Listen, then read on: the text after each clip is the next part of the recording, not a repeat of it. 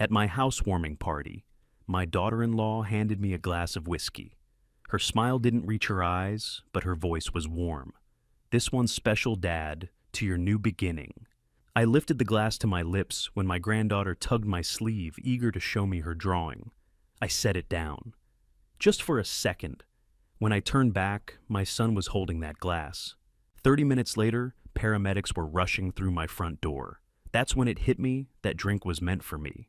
Hello, everyone, and thank you for taking a moment to be here.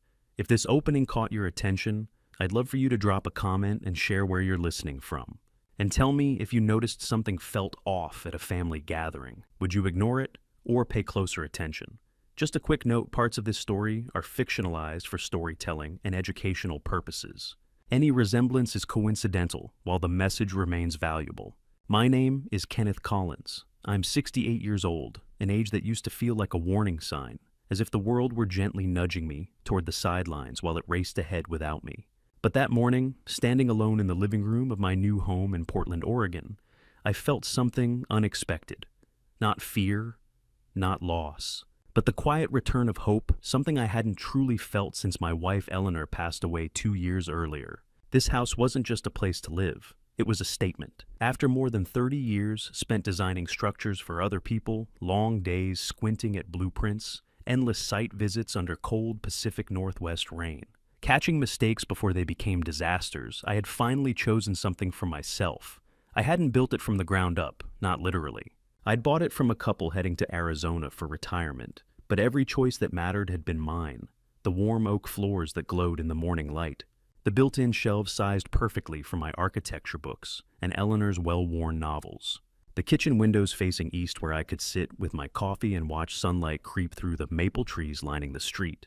That morning I moved slowly from room to room, my hand trailing along door frames, my eyes instinctively checking corners and seams habits formed over a lifetime of spotting flaws others missed. Everything felt solid, thoughtful, intentional. At 68 I wasn't winding down. I was beginning again, and the feeling surprised me.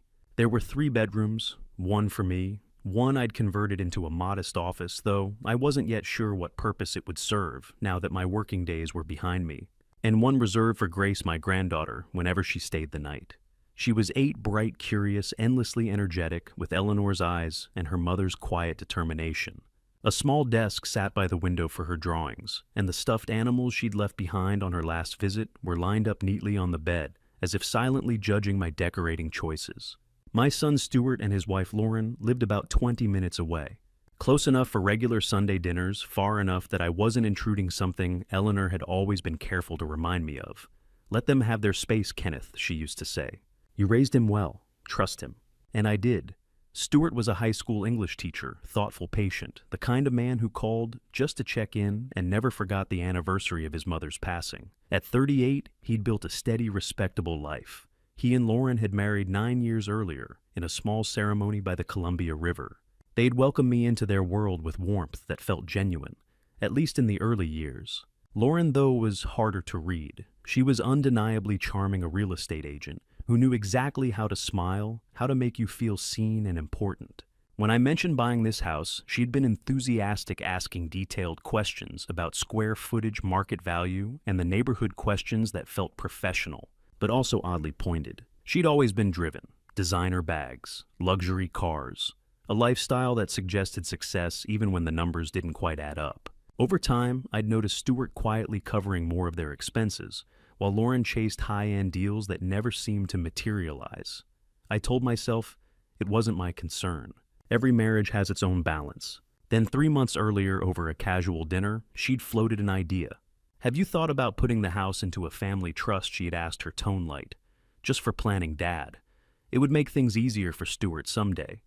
Probate can be such a mess." She'd been calling me Dad for nearly a decade, but lately the word felt different, less affectionate, more possessive. I smiled politely and shifted the conversation. I was 68, not frail, not confused.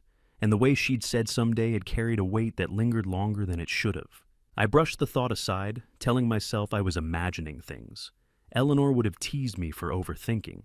But Eleanor wasn't here anymore. And the instinct that had guided me through decades of design, the one that could spot a hidden flaw behind fresh paint, kept murmuring that Lauren's concern rested on foundations I didn't fully understand. I stepped onto the back porch, letting the air clear my head. That evening was my housewarming party, a celebration. Stuart and Grace would be there, my old colleague James Fletcher, a few friendly neighbors, even Lauren, though I couldn't quite explain why the idea of her moving through my new space unsettled me. The yard was simple, but it felt right. A stone patio for grilling, an old oak tree whose wide branches had sealed the deal when I first saw the property. Garden beds along the fence, empty for now, but full of promise. Inside, everything was ready. Glasses polished, plates stacked, furniture arranged to invite conversation. A bottle of Stuart's favorite whiskey waiting on the counter. It was all exactly as it should be. So, why couldn't I shake the quiet tension beneath my excitement? Why did my thoughts keep circling back to Lauren's smile, to the locks on my doors, to my accounts, to the clarity of my will? "You're overthinking," I muttered to the empty room. "It's just a party." I checked the time. 6 hours until guests arrived. 6 hours to settle myself to remember that this was a moment worth celebrating. After Eleanor died, I'd worked relentlessly to give Stuart every opportunity. I'd saved carefully for decades. This house was more than a purchase. It was proof that sacrifice mattered, that patience paid off. Tonight was about moving forward, about showing my family that I wasn't fading away, I was still standing. I looked out through the living room window at the quiet street, the tidy lawns, the children on bicycles, the neighbors walking their dogs. This was the kind of place where people felt safe, where names were known. This house was mine, my refuge, the reward for a lifetime of effort and restraint. No one was going to take it from me. The doorbell rang at exactly 6:15 that evening. I've always appreciated punctuality, a habit from decades of construction deadlines, where 15 minutes could mean the difference between a project staying on schedule or spiraling into costly delays. Through the front window, I could see James Fletcher standing on the porch, a bottle of wine in one hand, and that easy grin he wore like a comfortable old jacket. "Kenneth," he said, when I opened the door, pulling me into one of those back-slapping hugs that men our age had perfected over the years. "This place looks even better than you described. You always did know how to pick the bones." James was 65, a contractor who had worked on half the buildings I designed in Portland. We'd spent 30 years arguing about load-bearing walls and arguing about building codes. And somewhere along the way, we'd become the kind of friends who didn't need to talk every week to know the other one was there. Come in," I said, taking the wine. "You're early. Wanted to see it before the crowd arrived." He stepped inside his contractor's eye, immediately cataloging the crown, molding the hardwood floors, the way the evening light came through the west-facing windows. "Oak floors. Smart choice. They'll outlast both of us." "That's the plan." More guests arrived in the following minutes. Frank Morrison, an architect I'd worked with on a hospital project in the 90s, showed up with his wife. Helen Tucker, from 3 houses down, brought a casserole that smelled like comfort food and good intentions. An elderly couple whose names I promptly forgot, but whose smiles were genuine enough that it didn't seem to matter.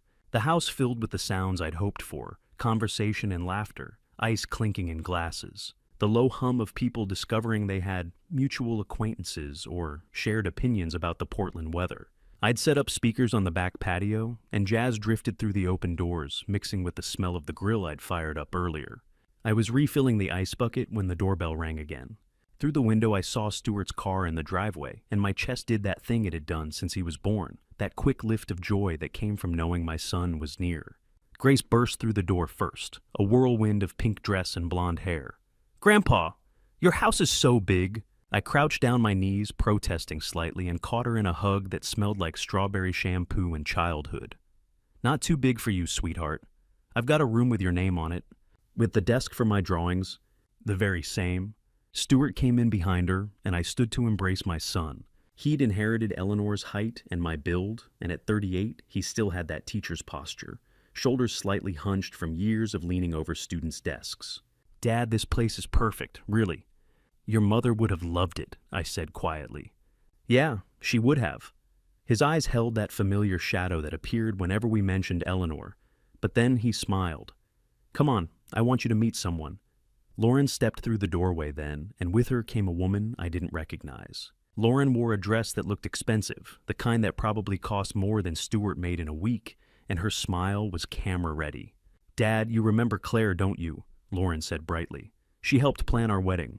I ran into her last week and insisted she come tonight." The woman extended her hand. "Claire Davidson. It's lovely to meet you, Mr. Collins. Lawrence told me so much about you." She was somewhere in her early 40s, I guessed, with dark hair pulled back in a way that suggested professional efficiency. Her handshake was firm, her eye contact direct. Something about her seemed carefully calibrated, not unfriendly, but measured in a way that made me think of lawyers or accountants. "Please call me Kenneth," I said. "Any friend of Lauren's is welcome here." But as the evening progressed and I circulated among my guests, I found myself noticing Claire. She had a way of asking questions that seemed casual, but weren't. She'd complimented the house, then asked about the square footage, admired the neighborhood, then inquired about property values, mentioned retirement planning in a way that felt like fishing for information about my finances. Wedding planners didn't usually care about investment portfolios. I was considering this, trying to decide if I was being paranoid or perceptive, when Lauren's voice cut through my thoughts. "Dad let me make you a drink. What's your favorite still old-fashioned, right?" She'd already moved to the makeshift bar I'd set up on the kitchen counter. Bottles of whiskey and bourbon, a bucket of ice mixing glasses I'd bought specifically for tonight.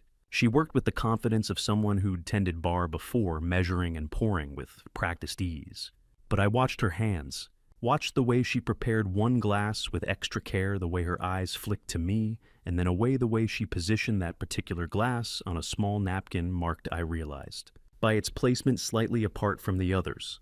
Grace appeared at my elbow, tugging on my sleeve. "Grandpa, look what I drew at school." As she thrust a piece of construction paper at me, covered in crayon drawings of what might have been a house, or possibly a spaceship. With Grace's art, you never could tell.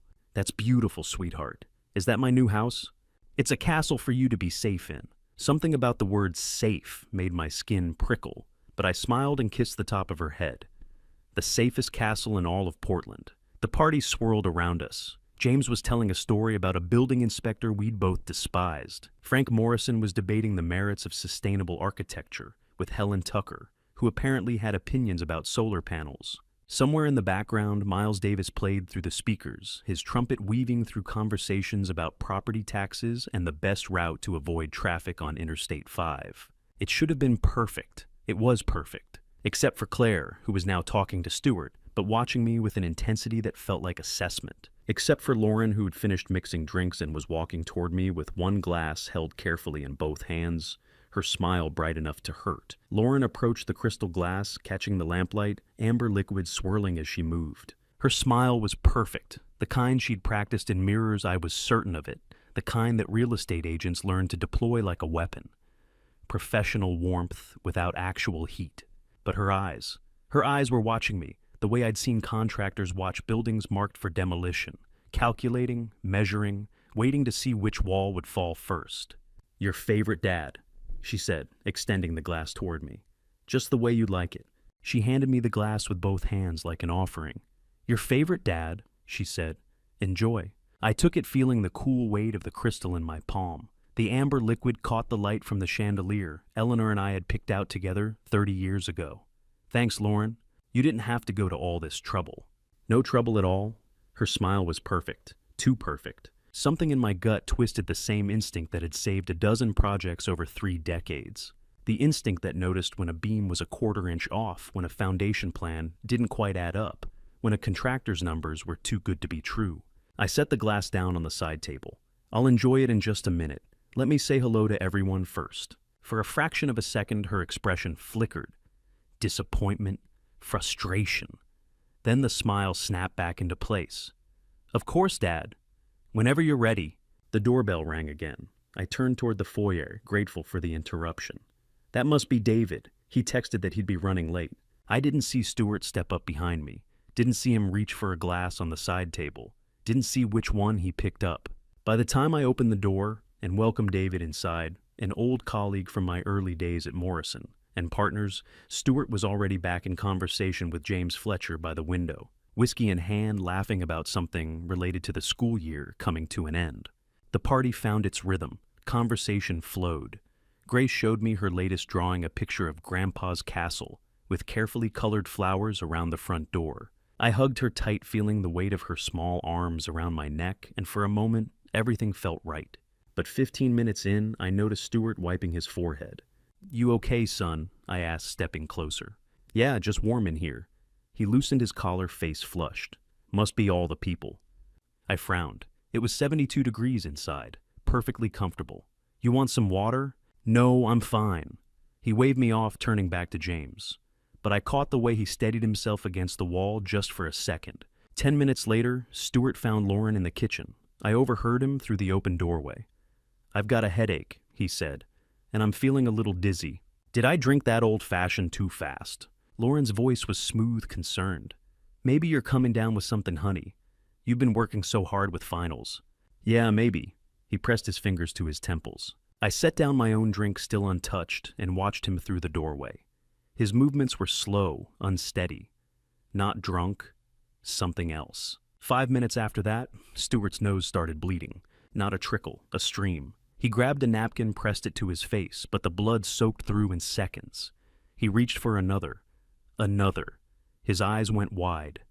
Kenneth, James called out. Something's wrong. The room went silent. Every head turned. I was at Stuart's side in 3 strides. Sit down. Head forward, not back. I grabbed a handful of napkins from the table, pressed them firmly to the bridge of his nose. 30 years ago, I'd taken a first aid course after a site accident. I still remembered the basics. But the blood kept coming, through the napkins, down his chin, onto his shirt. Dad, I can't. Stuart's voice was thick, slurred. His knees buckled. I caught him, lowered him to the floor as carefully as I could.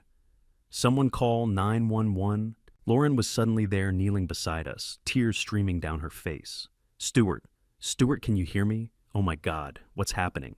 Grace's voice, high and frightened, cut through the chaos. Daddy, Grandpa, what's wrong with Daddy? He's going to be okay, sweetheart. I said, though I wasn't sure I believed it. The blood wasn't stopping. Stuart's eyes were unfocused, rolling back. Stay with me, son.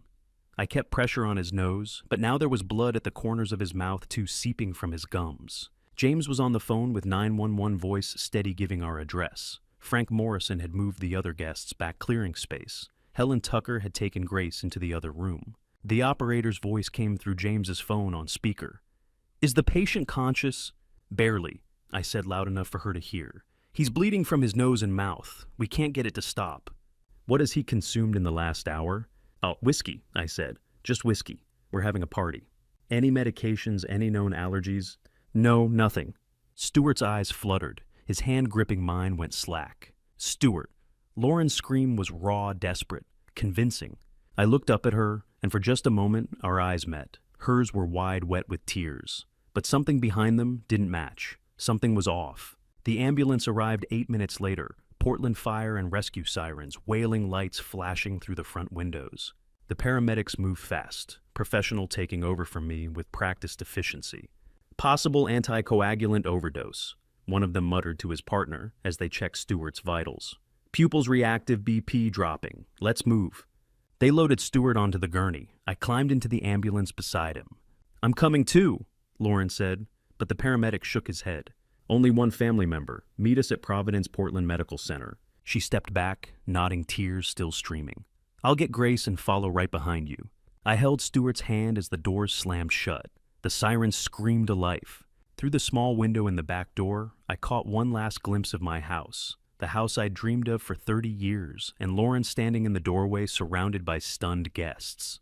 Her face was a mask of grief, but I'd spent 3 decades reading blueprints, reading people, reading the spaces between what was said and what was meant. And in that moment, as the ambulance tore through the streets of Portland, with my son's life hanging in the balance, one thought consumed me. That drink wasn't meant for Stuart. It was meant for me. The fluorescent lights in the emergency room waiting area made my eyes ache. Or maybe it was the fear. Dr. Melissa Stone stepped through the swinging doors, her expression serious. She was maybe 40 with tired eyes, and the kind of calm that came from years of delivering bad news. She scanned the room, found me standing by the window, and walked over. Mr. Collins? I straightened. How is he? Your son is stable. We've got him on IV fluids, vitamin K, and we're monitoring his blood work closely. She gestured to the plastic chairs. Can we sit? We sat. I didn't want to, but my legs were shaking. Mr. Collins, your son, was exposed to a toxic dose of anticoagulant medication warfarin. Combined with alcohol, it caused uncontrolled bleeding. We caught it in time, but it was close. The words hit me like a freight train. Warfarin? Yes. Do you know if Stuart takes any blood thinners? No, he doesn't. I'm the one who takes warfarin. I heard my voice crack. For my heart condition. I've been on it for 6 years. Dr. Stone's brow furrowed. Is it possible he accidentally took your medication, mixed up a pill bottle? No. I shook my head. Stuart doesn't live with me. He has his own place across town. He wouldn't have access to my medicine cabinet. She made a note on her tablet. Then we need to figure out how this happened. Warfarin doesn't just appear in someone's system by accident. Before I could respond, the automatic door slid open and Lauren rushed in Grace's hand in hers. Her eyes were red, her hair disheveled, her voice breathless. Doctor, is he okay? Is Stuart okay? Dr. Stone stood. He's stable. We're treating him for... Could it be something from the party? Lauren interrupted, looking between us. Food poisoning, a bad batch of shrimp. Someone made a mistake with the catering sieste. This isn't food poisoning, Dr. Stone said gently but firmly. This is pharmaceutical. Your husband ingested a significant amount of warfarin. Lauren blinked. Warfarin. But how could it be? Could someone have given him the wrong medication by mistake? Could it be contamination? Lauren, I said quietly, let the doctor finish. She stopped, mouth still, half-open, eyes darting between us. But something about the way she was asking her question struck me as off. She wasn't asking, is he okay? Or, when can I see him? She was asking, what do they know? Dr. Stone glanced at her watch. We're moving Stuart to the ICU for observation. His vitals are improving, but we need to monitor him for the next 24 hours. You'll be able to see him briefly once he's settled. Thank you, I said. My voice sounded far away. Dr. Stone left. Grace curled up in a chair, clutching a stuffed bear someone had grabbed from the house.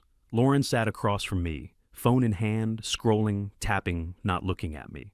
The waiting room was nearly empty. A janitor mopped the far corner. A vending machine hummed. The clock on the wall read 2:47 a.m. I couldn't sleep, couldn't stop replaying the night in my head. Lauren handing me the glass, the way she watched me, the way her face fell when I set it down. Stuart behind me, picking up a glass, but which one? The blood, the panic, the ambulance, and now here, warfarin in his system, my warfarin. The thought formed slowly like ice spreading across glass. That drink was meant for me. I looked up. Lauren had moved to the hallway, phone pressed to her ear. Through the glass partition I could see her pacing, gesturing sharply, her face tight with anger. She wasn't speaking loudly enough for me to hear the words, but her body language said everything. This wasn't the face of a worried wife. This was the face of someone whose plan had gone wrong. I stood, walked closer, stayed just out of sight around the corner. Her voice drifted through the gap in the door. I don't care what you think it wasn't supposed to. No, listen to me. She stopped mid-sentence, turned, saw me through the glass. Our eyes met. For a moment, neither of us moved. Then she ended the call, slipped the phone into her pocket, and walked back into the waiting room with a bright, shaky smile. That was my sister, she said. Just checking in. She's so worried. I nodded, said nothing. The sky outside the windows started to lighten. Dawn came slow in June, but it came. Dr. Stone returned just after 5 o'clock a.m. Stuart's stable. The bleeding has stopped. You can see him now, just for a few minutes. I followed her through the maze of hallways to the ICU. Stuart lay in a narrow bed, pale as the sheets tubes running from his arms, monitors beeping softly. His chest rose and fell.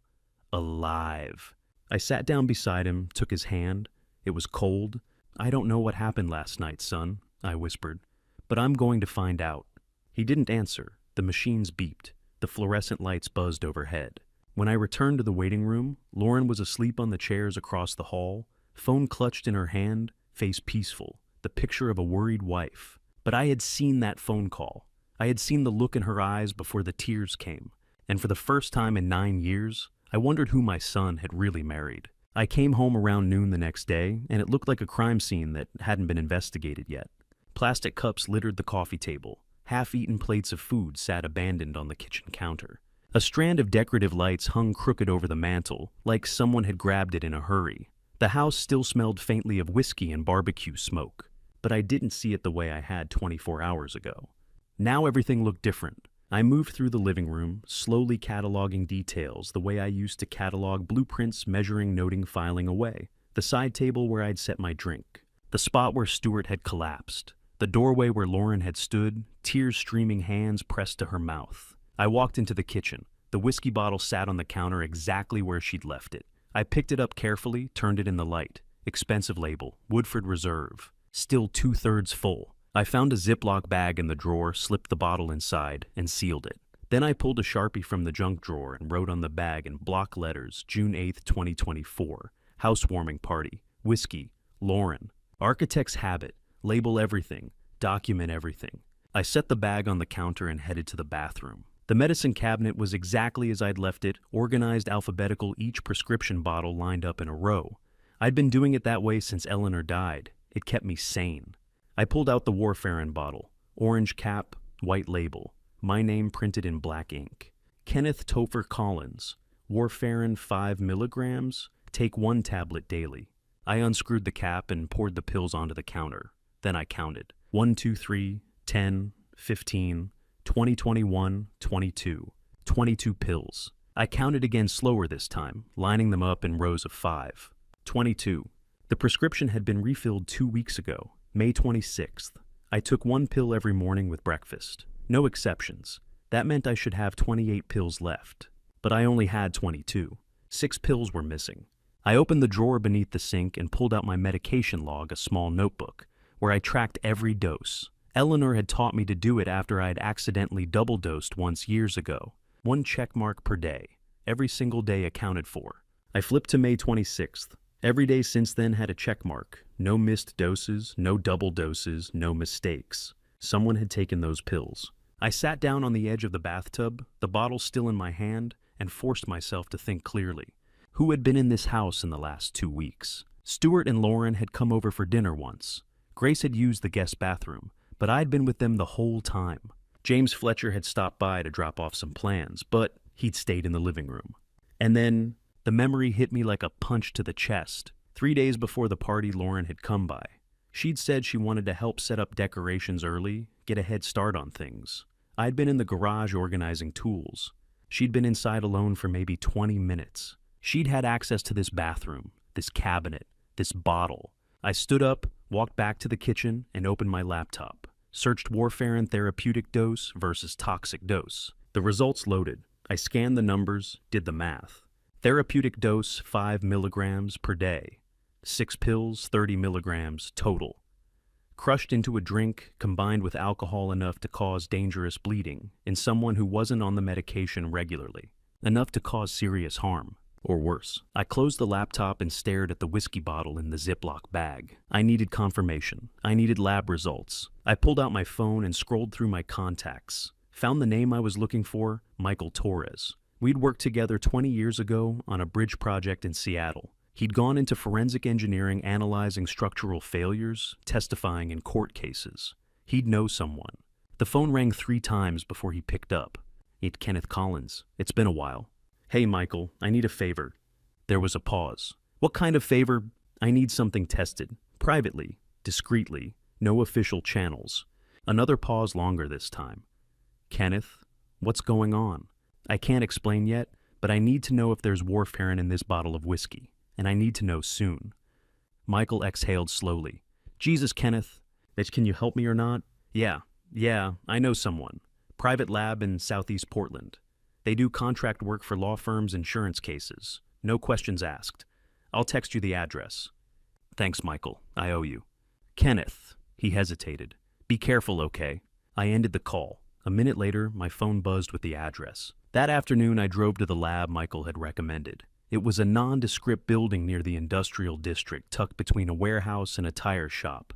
No sign out front, just a number on the door. I walked in carrying the Ziploc bag with the whiskey bottle inside. A woman in a white coat met me at the front desk. She didn't ask my name, didn't ask why I needed the test. Just took the bag, wrote down my phone number, and said 3 to 5 business days. I'll pay extra for faster results. She looked up. 2 days, but it'll cost you. That's fine. She nodded. We'll call you.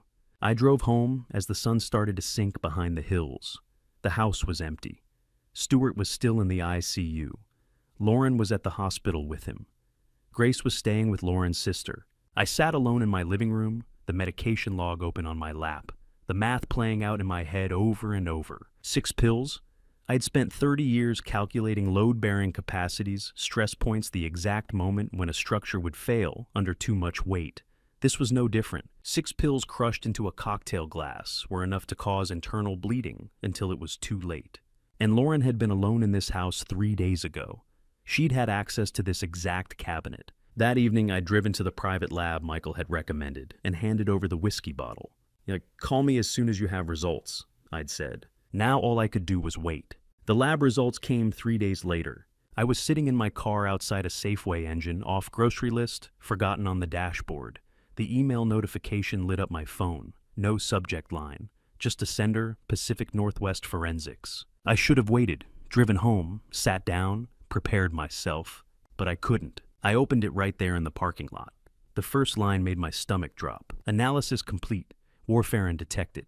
I had to read it twice, 3 times. The concentration they listed it in milligrams per serving. I didn't understand the number at first. 450 milligrams in a single drink. I stared at that number until my eyes blurred. Then I opened a browser on my phone with shaking hands and typed Warfarin safe dose.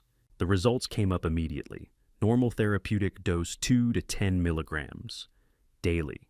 Not all at once. Not in a glass of whiskey. 450 milligrams. I did the math in my head, force of habit architect's brain, always calculating, and the answer hit me like a freight train. That wasn't a mistake. That wasn't someone accidentally crushing a pill into the wrong glass. That was lethal.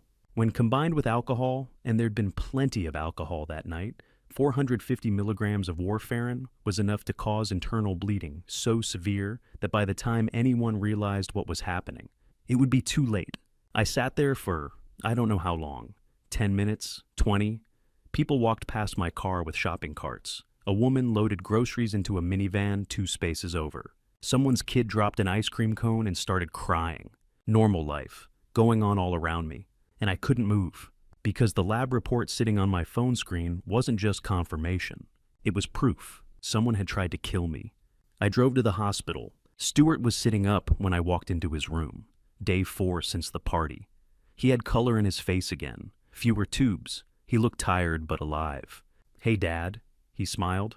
"They're saying I might get out of here in another day or 2. I pulled a chair close to the bed, sat down, tried to keep my face neutral. "That's great news, son." He leaned forward a little, winced.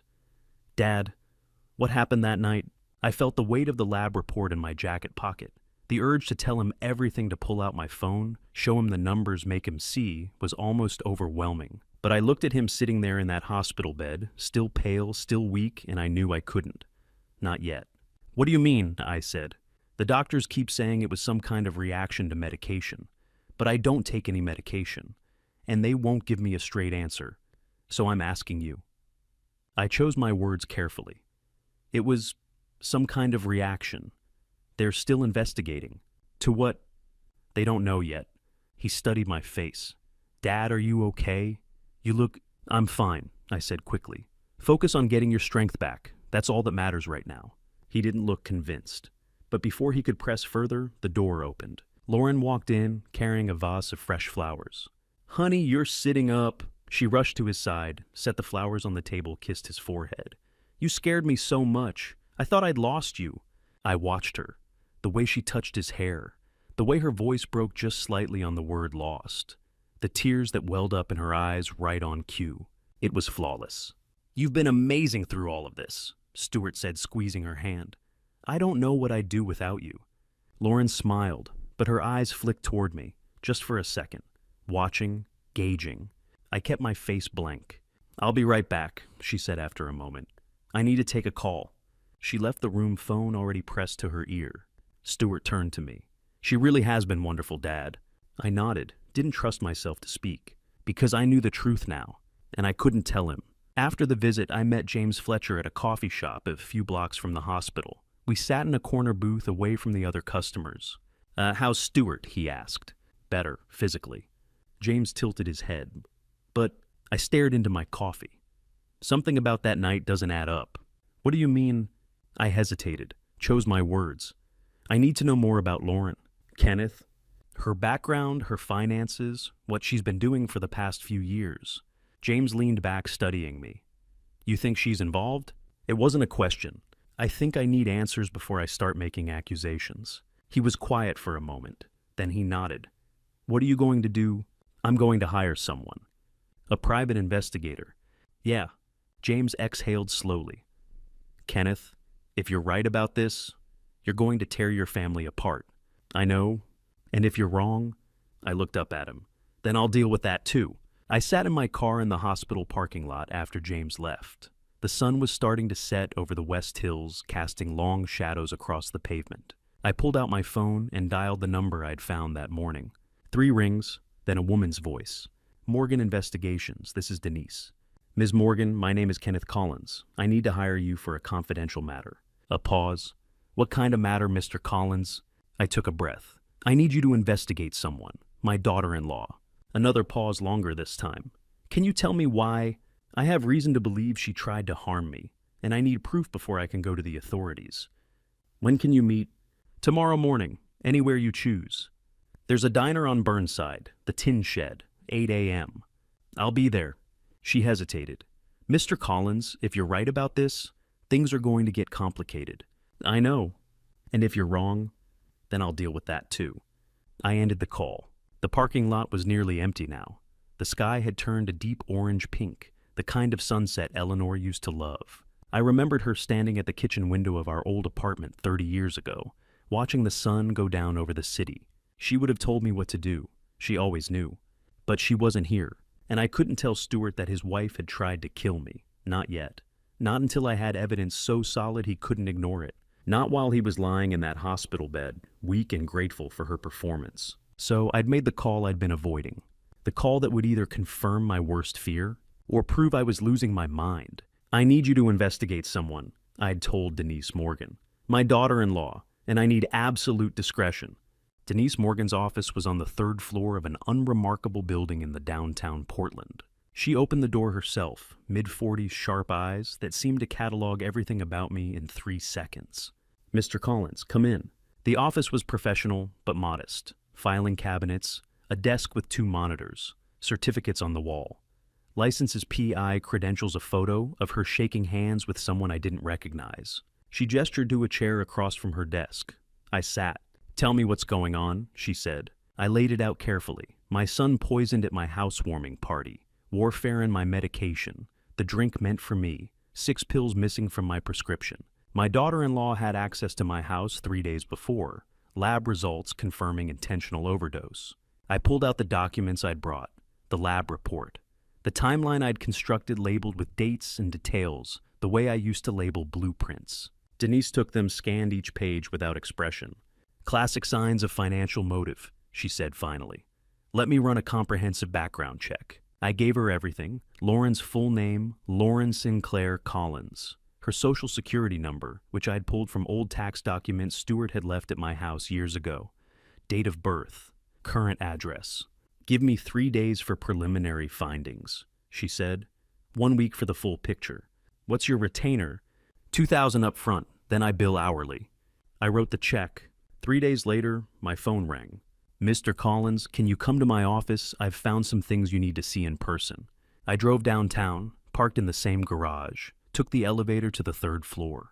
Denise had a file folder waiting on her desk. Thick. She opened it and slid the first set of papers across to me.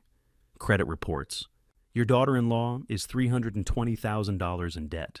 I stared at the number. That's not possible. Stuart sends her money. She works. She makes about $18,000 a year in real estate commissions. The debt started before the marriage, $90,000. It's grown to $320,000 since then. She spread out the documents, credit card statements, 15 cards all maxed out. Personal loans, payday loans, store credit accounts I'd never heard of. I felt sick. Recent applications. Denise continued flipping to another page. Loan requests, all denied, some with forged income documents. I couldn't speak. She pulled her laptop closer, turned it toward me. Internet search history, last 6 months. The screen showed a list. Google searches recovered from the home computer Stuart and Lauren shared. How to contest a will, elderly incapacity requirements, Oregon inheriting property from in-laws, power of attorney, aging parents, warfarin overdose symptoms. That last one was dated 3 weeks before my housewarming party. I felt cold. There's one more thing. Denise said. 2 months ago, she met with an attorney, elder law specialist, Richard Northrup. What did she ask him about? I'm working on that. Attorney-client privilege makes it difficult, but I'll find out. I sat there staring at the papers spread across her desk, the credit reports, the search history, the timeline that lined up too perfectly to be coincidence. $320,000, search terms about inheritance and incapacity, warfarin overdose symptoms, a meeting with an elder law attorney 2 months before she tried to poison me. This isn't just motive, I said quietly. This is premeditation. Denise nodded. Yes, it is. I drove home in a daze. $320,000. My daughter-in-law was drowning in debt and Stuart had no idea. And in the months before my housewarming party, she'd been researching how to inherit from aging in-laws, how to prove incapacity, and most damning, the symptoms of warfarin overdose. The picture wasn't just clear. It was screaming at me. But I couldn't go to the police yet, not with just this. Search history could be explained away. Debt wasn't a crime. Meeting with a lawyer wasn't evidence of attempted murder.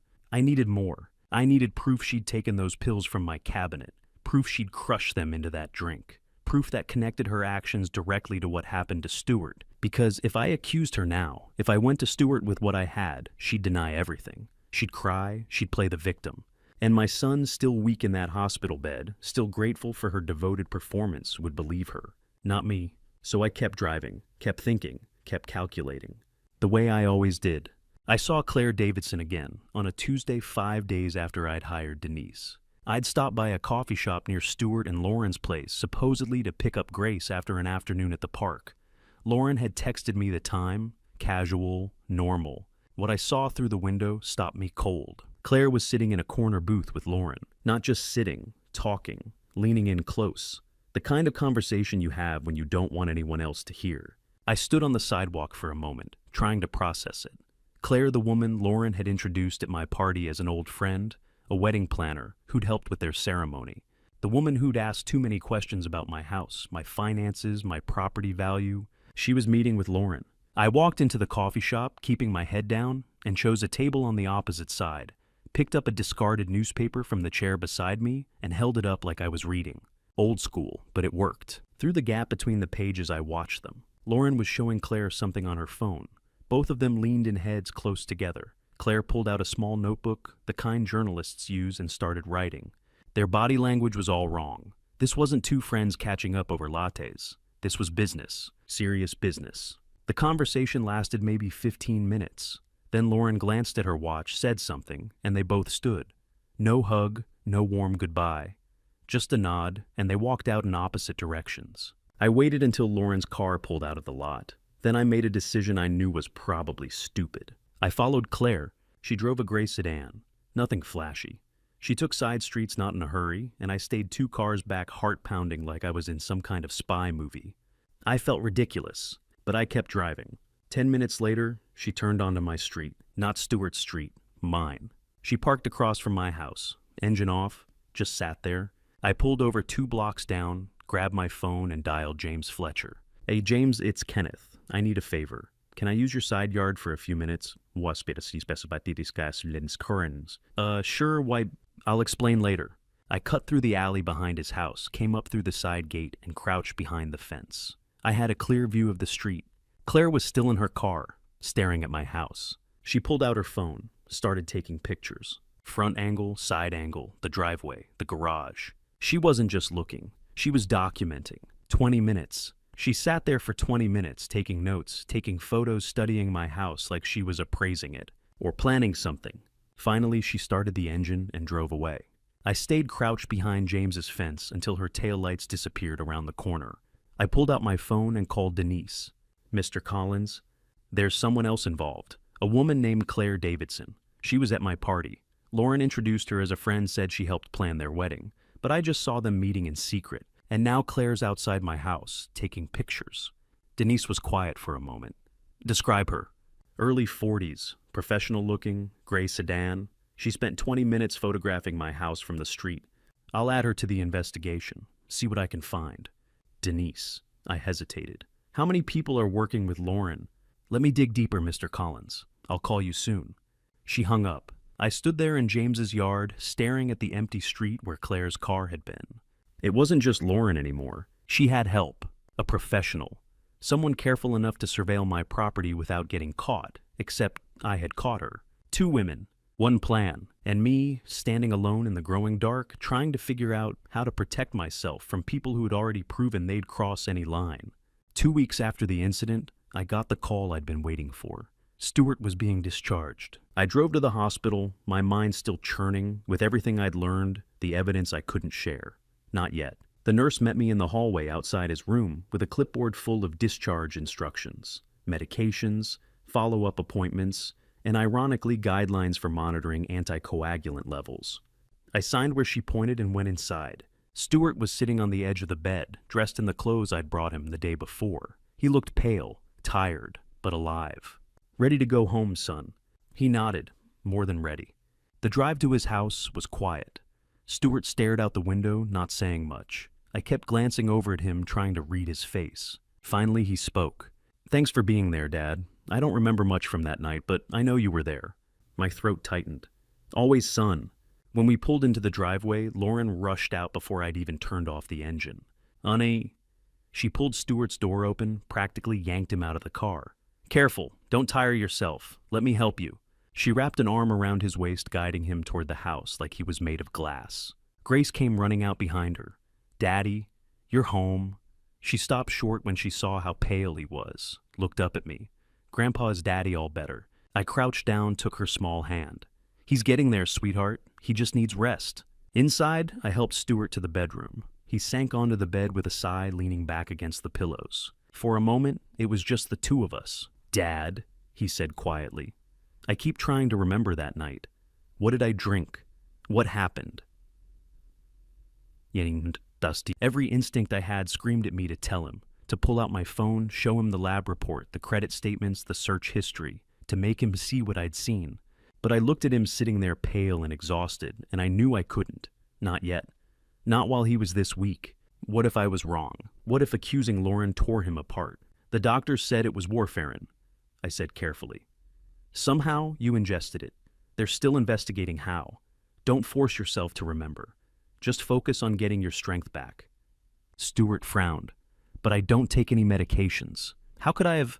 These things happen sometimes, medical mysteries." I forced a smile. "What matters is you're okay now." He stared at me for a long moment, like he knew I wasn't telling him everything. Then he closed his eyes. "I'm so tired." "Rest," I said. "I'll go downstairs with Grace." In the kitchen, I made tea. Lauren moved around me, tidying, checking her phone, putting on a show of domestic normalcy. Then I heard her voice from the next room. Low, tense. The door was cracked open. She thought I was outside with Grace. I froze by the kettle listening. "I told you it went wrong," she hissed into the phone. "He's still alive. We need another plan." My blood turned to ice. He's too risky right now. Everyone's watching. We wait. No, I can't talk here. The call ended abruptly. A second later, Lauren walked back into the kitchen, her face bright and cheerful again. "Dad, you should stay for dinner. I'm making Stuart's favorite." I turned, forcing my face into something neutral. My heart was pounding so hard, I thought she'd hear it. "No thanks," I said. "I should let Stuart rest. Too many people around isn't good for recovery." She tilted her head, studying me. "You're probably right. He needs quiet." I hugged Grace goodbye and walked out to my car. I sat in the driver's seat, hands gripping the steering wheel so hard my knuckles turned white. She'd said it clearly. We need another plan. We, meaning her and whoever she'd been talking to, Claire probably. And another plan meant she hadn't stopped. Whatever had happened at my party, the poison drink, the 6 pills, crushed into whiskey, that was just the first attempt. My son was home recovering, trusting his wife completely, and I was the only one who knew she was planning the next move. I couldn't just gather evidence anymore. I had to stop her. Lauren called me 3 days after Stuart came home. Her voice was sweet as honey, the kind of sweet that makes you check for poison. "Dad, I feel just terrible about what happened at the party. I want to help you, make it up to you." I stood in my kitchen phone, pressed to my ear, and said nothing for a moment. Let the silence stretch. Waited to see what she'd say next. "I know you've been through so much," she continued, "worrying about Stuart. And I feel like I haven't been there for you the way I should have been." Interesting choice of words. "That's kind of you, Lauren," I said carefully. "Stuart mentioned your gutters need cleaning before winter sets in. I have a ladder, and I'm free this Saturday." Let me take care of that for you. Stuart had mentioned no such thing. I'd cleaned those gutters myself 3 weeks ago. Every downspout clear, every seam checked. But I kept my voice neutral. That's very thoughtful. It's the least I can do. You've been so worried about Stuart. Let me take some burden off you, Dad. The word dad had never sounded more calculated. Saturday works, I said. What time? 10 a.m. I'll bring my ladder from our garage. The good one, aluminum extension, 24 feet. Professional grade. Professional grade. She wanted me to know it was sturdy, reliable, safe. Sounds good. I'll see you then. I hung up. Then I stood there in my kitchen for a full minute staring at the phone in my hand. She was planning something. I immediately called James Fletcher. James, I need a favor. Name it. Saturday morning, can you happen to stop by my house around 10:15? Maybe you forgot a tool here last week, something like that. There was a pause. Kenneth, what's going on? Lauren's coming over to help clean my gutters. And you think, I don't know what I think, but I have a bad feeling. Just be there, please. I'll be there. Saturday morning, I woke up at 7, made coffee, walked through the house, twice checking sight lines from the windows. At 9:30, I set my phone on the windowsill in the living room, angled toward the front yard, where the gutters ran along the roofline. I opened the camera app, started recording video, and made sure the lens had a clear view of the driveway and the section of wall where a ladder would most likely go. Then I went outside and waited. Lauren arrived at 10 o'clock sharp. Her car pulled into my driveway with an aluminum extension ladder strapped to the roof rack. She climbed out wearing fitted jeans, work boots, and brown leather gloves. A canvas tool bag hung from her shoulder. She looked the part, competent, helpful. The devoted daughter-in-law. Good morning, Dad. She smiled brightly. Beautiful day for home maintenance, isn't it? Morning, Lauren. She walked to the back of her car, unstrapped the ladder with practiced efficiency, and carried it to the front of the house. Set it carefully against the wall just below the section of gutter that ran above the porch. You stay down here, okay? She patted my shoulder, condescending, gentle. Your balance isn't what it used to be. We don't want another hospital trip. The words landed like a slap, but I smiled. You're right. I appreciate you doing this. Of course. She adjusted the ladder, tested its stability with a little shake, then started climbing. The tool bag swung from her shoulder as she ascended. She stopped about halfway up, maybe 12 feet off the ground, and looked into the gutter. Oh my goodness, Dad. These are so clogged. This is going to take a while.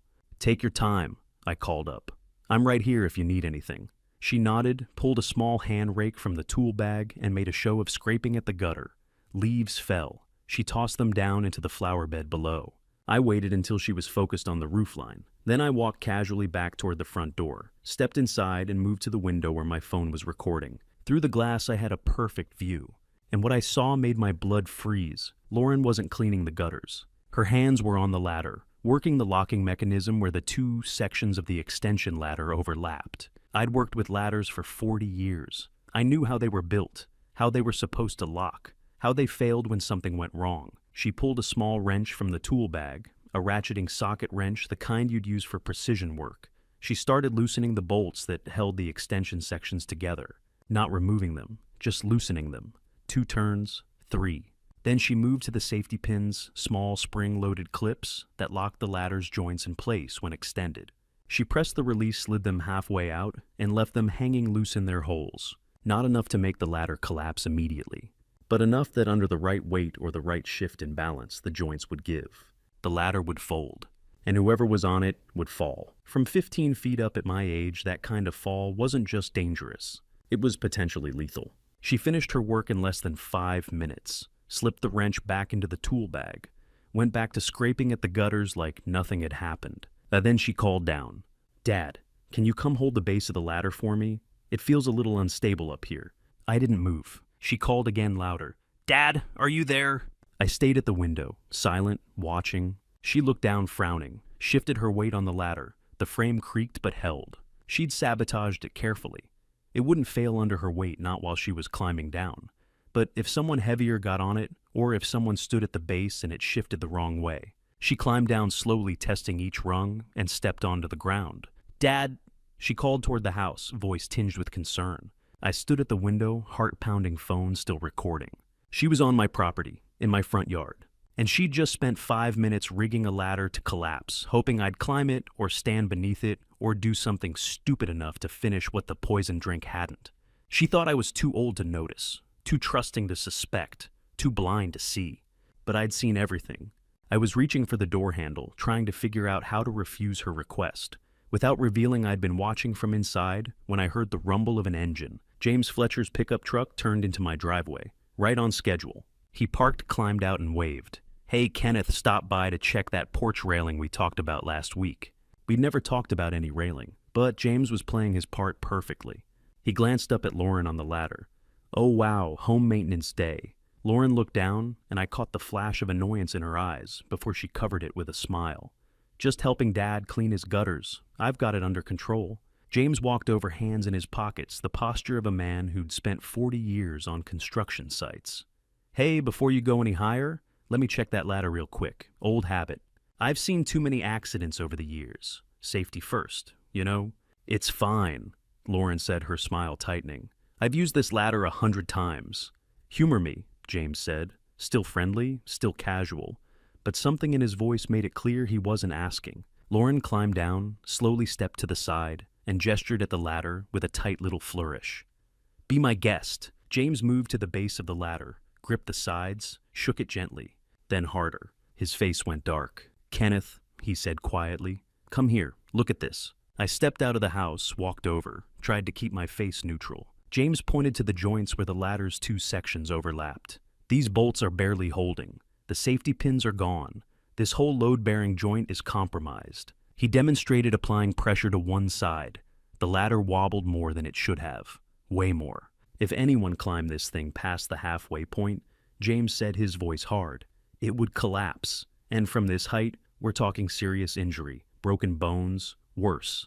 I looked at Lauren. She was standing with her arms crossed, jaw set. "I don't understand," I said, keeping my voice confused. "Lauren, was the ladder like this when you got it out?" She hesitated, just for a second. Then she shook her head. I don't know. It was fine the last time I used it. It must have been like that already. I grabbed it from our garage. Maybe it's been sitting too long. Maybe something rusted or..." "Lauren," James interrupted. He crouched down by the ladder, ran his finger along one of the bolt heads. "Look at this." He stood, held his finger up for us to see. Fresh metal dust. "These scratches are new. Tool marks. See where the wrench gripped?" These bolts were loosened intentionally, recently. The air went still. Lauren's face flushed. "What are you saying?" "I'm saying someone sabotaged this ladder. Are you..." Her voice rose, shook. "Are you accusing me of something?" James didn't answer, just looked at her. Lauren turned to me, and I watched her eyes fill with tears. Real tears, or a damn good imitation. "Dad," she said, voice breaking, "you can't think I would after Stuart almost died. You think I'd try to hurt you." I looked at her for a long moment. Then I said very calmly, "I think you should go home, Lauren." Her face twisted. "You're going to believe him over me? I'm your son's wife. I'm family." "Go," I said, "now." She stared at me. Then she grabbed her tool bag, yanked it off the ground, and turned to James. "Stuart is going to hear about this, the way you people treated me." "Drive carefully," I said. She threw the tool bag into the back seat of her car, grabbed the ladder, shoved it onto the roof rack without strapping it properly, and got in. The engine roared to life. She reversed, hard tires squealing, and sped out of the driveway. James and I stood there in the sudden silence. "Look, it's Kenneth," he said finally. "What the hell is going on?" I walked back into the house, grabbed my phone from the windowsill, and came back out. I recorded the whole thing. I pulled up the video, handed him the phone. James watched. His face went pale. "Jesus, Kenneth," he whispered. On the screen, Lauren's hands moved methodically over the ladder joints. Wrench, bolts, safety pins, every second crystal clear. James handed the phone back. "This is attempted murder. You need to call the police." "Not yet." "Kenneth, I need more than this." Anymore, she just tried to... "I need enough proof that Stuart will believe me," I said. "If I go to him with just this, she'll cry. She'll say it's a misunderstanding. She'll say the ladder was already broken and she didn't notice. He loves her, James. He'll want to believe her version." James stared at me. "And what if she tries something else while you're waiting? Then I'll be ready." "Kenneth, I won't go to my son with half a story," I said. "I need proof so overwhelming he can't ignore it." James shook his head. "You're taking a hell of a risk." "I know." He left a few minutes later, told me to call him if I needed anything, told me to be careful. I stood alone in my driveway, phone in my hand. I had the lab results proving she'd poisoned my drink. I had the financial records showing her desperate debt.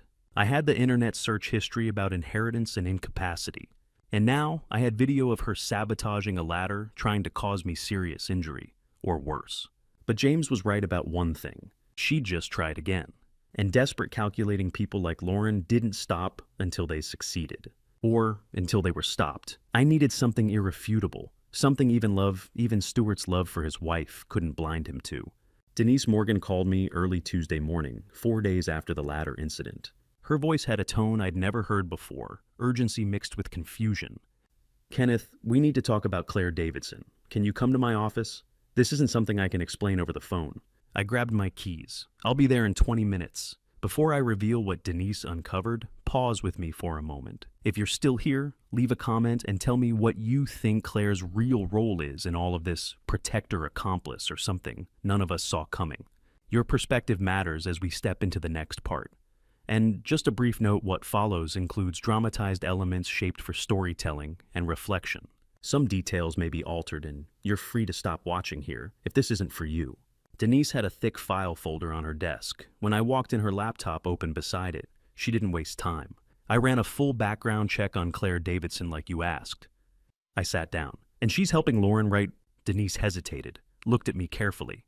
"Not exactly." "What do you mean, not exactly?" "Kenneth, Claire Davidson is a licensed private investigator." The words didn't register at first. I stared at her. "What?" She turned the laptop around. On the screen was a professional licensing database. Claire Davidson, private investigator, license 47,832. Status active years in business, 15. Below that were business registration documents, a business address in Southeast Portland, client reviews, dozens of them, all 5 stars. Membership in the Oregon Association of Licensed Investigators. Her specialties: domestic cases, infidelity investigations, financial fraud, asset tracking. "I don't understand," I said slowly. "I saw them together at that coffee shop. They were meeting, planning something." "That's what confused me too," Denise said. "Why would a private investigator be meeting with Lauren?" So I kept digging. She pulled a stack of bank statements from the file, slid them across the desk. "Look at this, 3 months ago, March 15th. I scanned the page. A payment to Claire Davidson Investigations, $5,000, listed as a retainer. And the account holder," my chest tightened, "Stuart Collins. Not a joint account, not one Lauren had access to. Stuart's personal checking account, his teacher's credit union, the one he'd had since before they got married. It's Stuart hired her," I said. My voice sounded far away. 3 months before your housewarming party." I looked up at Denise. "Why didn't he tell me?" "I don't know, but here's what I do know." She tapped the bank statement. "Claire isn't working for Lauren. She's working against her. Your son hired a private investigator to look into his own wife." The room felt too small suddenly, too hot. I thought back through the last few weeks, every interaction, every moment I'd misunderstood. Claire at my party. I'd thought she was Lauren's friend, her accomplice, but she wasn't. She'd been observing Lauren, watching her, gathering evidence. Claire photographing my house. I'd thought she was casing it, helping Lauren plan something, but she wasn't. She'd been documenting my assets, building a case. Claire meeting Lauren at that coffee shop. I'd thought they were conspiring, but they weren't. Claire had been interrogating her, or following her, or both. "I got it all backwards," I said quietly. Denise nodded. "It looks like your son suspected something 3 months ago, enough to hire professional help. Then why keep it from me?" "That's the question." She closed the laptop. "What did Stuart find, and why did he feel like he couldn't tell his own father?" I stood up. My legs felt unsteady. "I need to talk to him." Denise's voice stopped me at the door. "Be careful. If Stuart's been investigating Lauren for 3 months, there's more going on here than we know." I sat in my car in the parking lot, engine off, hands gripping the steering wheel. Stuart had hired Claire 3 months ago, 3 months before my housewarming party. 3 months before, he nearly died from drinking a poison cocktail that was meant for me. The timeline made my head spin. What had he discovered in those 3 months? Had he found the debt? The search history about inheritance and incapacity? Had Claire told him what Lauren was planning? And if he knew why, hadn't he warned me? Was he trying to protect me? gathering evidence before making accusations he couldn't take back. Or was he hoping he was wrong? Hoping the woman he loved wasn't capable of what the evidence suggested. I thought about the night of the party, the way Stuart had stood behind me, the way he'd picked up that glass from the side table, the way he'd drunk it without hesitation. Had it been an accident? Or had he known what was in it? No, that was insane. He wouldn't have. But then why hire Claire 3 months earlier? Why investigate Lauren in secret? My son had known something was wrong, something serious enough to spend $5,000 on a private investigator, but not serious enough, or maybe too serious to tell me. I pulled out my phone, stared at Stuart's name in my contacts. My thumb hovered over the call button. Then I put the phone down. I wasn't ready, not yet. Because if I called him now, if I asked him why he'd hired Claire, what he'd found, why he'd kept it from me, I'd have to hear the answer. And I wasn't sure I could handle the truth. Not if it meant my son had known his wife was dangerous. Not if it meant he'd suspected she might try to hurt me. Not if it meant he'd kept that knowledge to himself while she poisoned a drink at my party. I started the car and pulled out of the parking lot. I needed answers, but for the first time in my life, I was afraid of what those answers might be. I couldn't wait any longer. The discovery that Stuart had hired Claire Davidson haunted me through 2 sleepless nights. I needed to know what my son had found and why he'd kept it from me.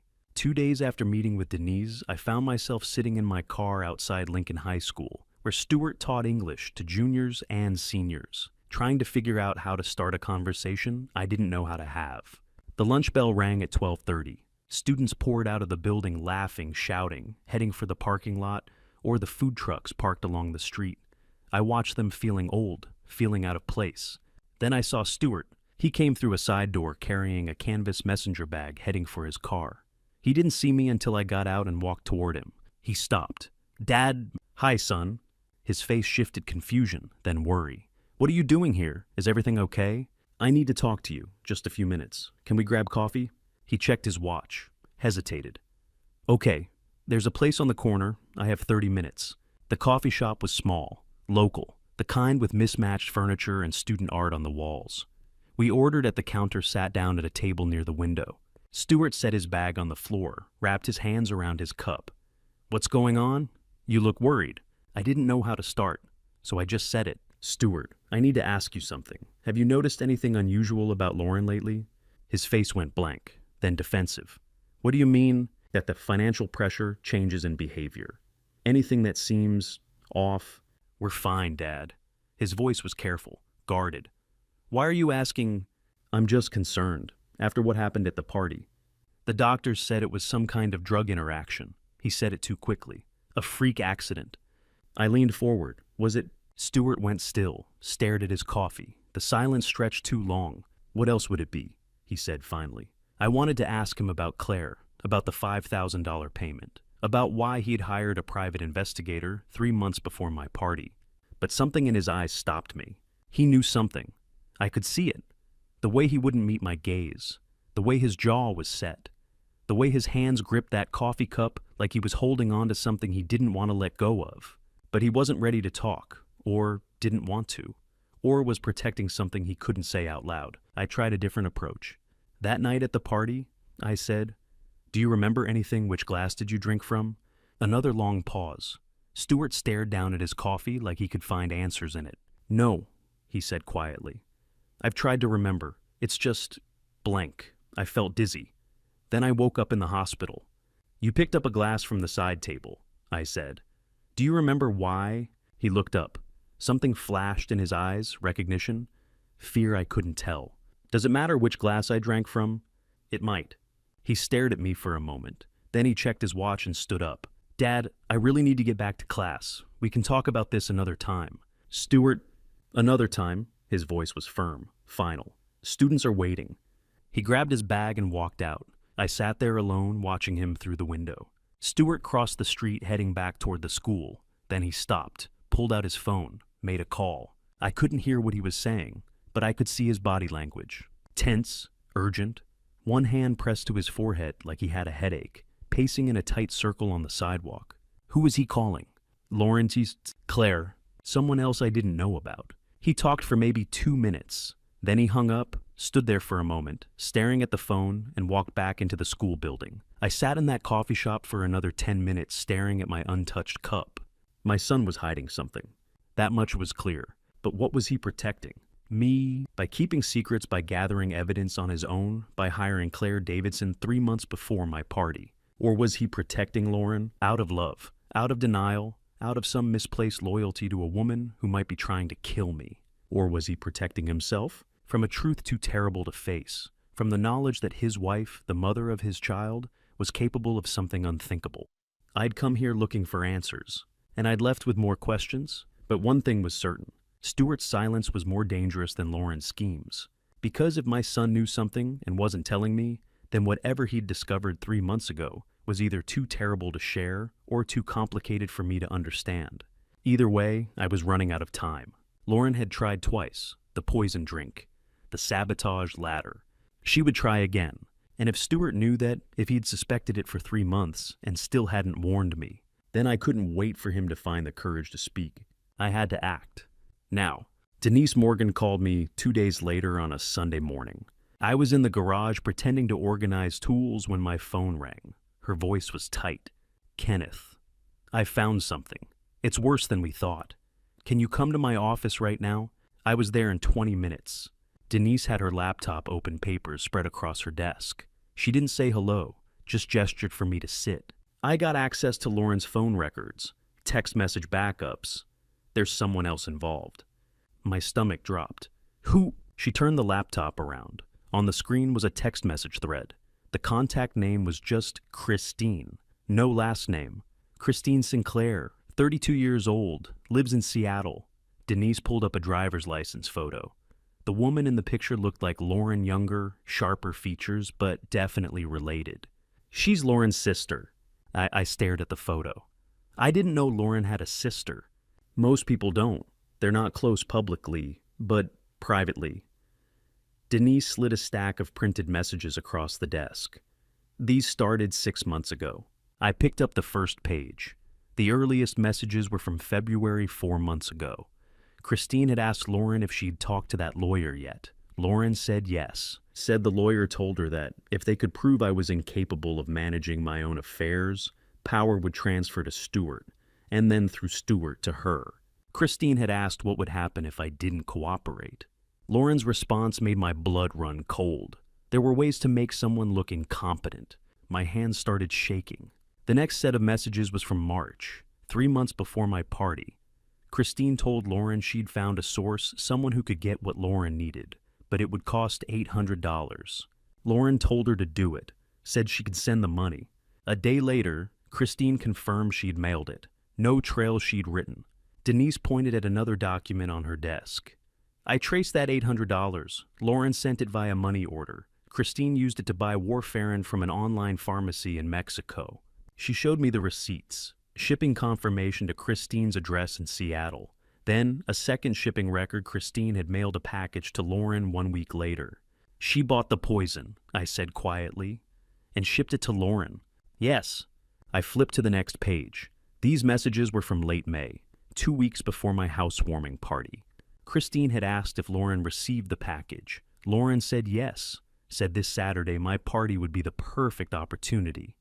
Christine told her to be careful, to make it look natural, a heart attack, a stroke, something that fit my age. Lauren had written back that she knew what she was doing. I couldn't breathe. The next messages were from June 9th, the day after the party. Christine had asked what happened. Multiple question marks. Frantic. Lauren told her something had gone wrong, that Stuart had drunk the poison instead of me.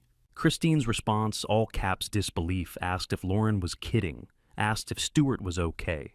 Lauren said he was in the hospital, that the doctors were calling it warfarin poisoning, that he'd recover. Christine called her an idiot, said it was a disaster. Lauren wrote back that she knew, told Christine to delete everything, to stop texting her. Christine's last message in that thread, too late for that. "They tried to delete it," Denise said, "but I recovered everything from cloud backup." I set the papers down. My hands were shaking too badly to hold them. They planned it together. Denise nodded. Christine supplied the means. Lauren executed. Classic conspiracy. There was one more set of messages, from 3 days ago after the latter incident. Christine had asked if Lauren had done it, if she'd finished what she started. Lauren said I hadn't taken the bait. that my neighbor had shown up, that she thought I suspected something. Christine told her to stop, said she was going to get caught. But Lauren said she couldn't stop. Not now. That I was investigating, that she had to finish it before I found everything. Christine's final message, "You're insane."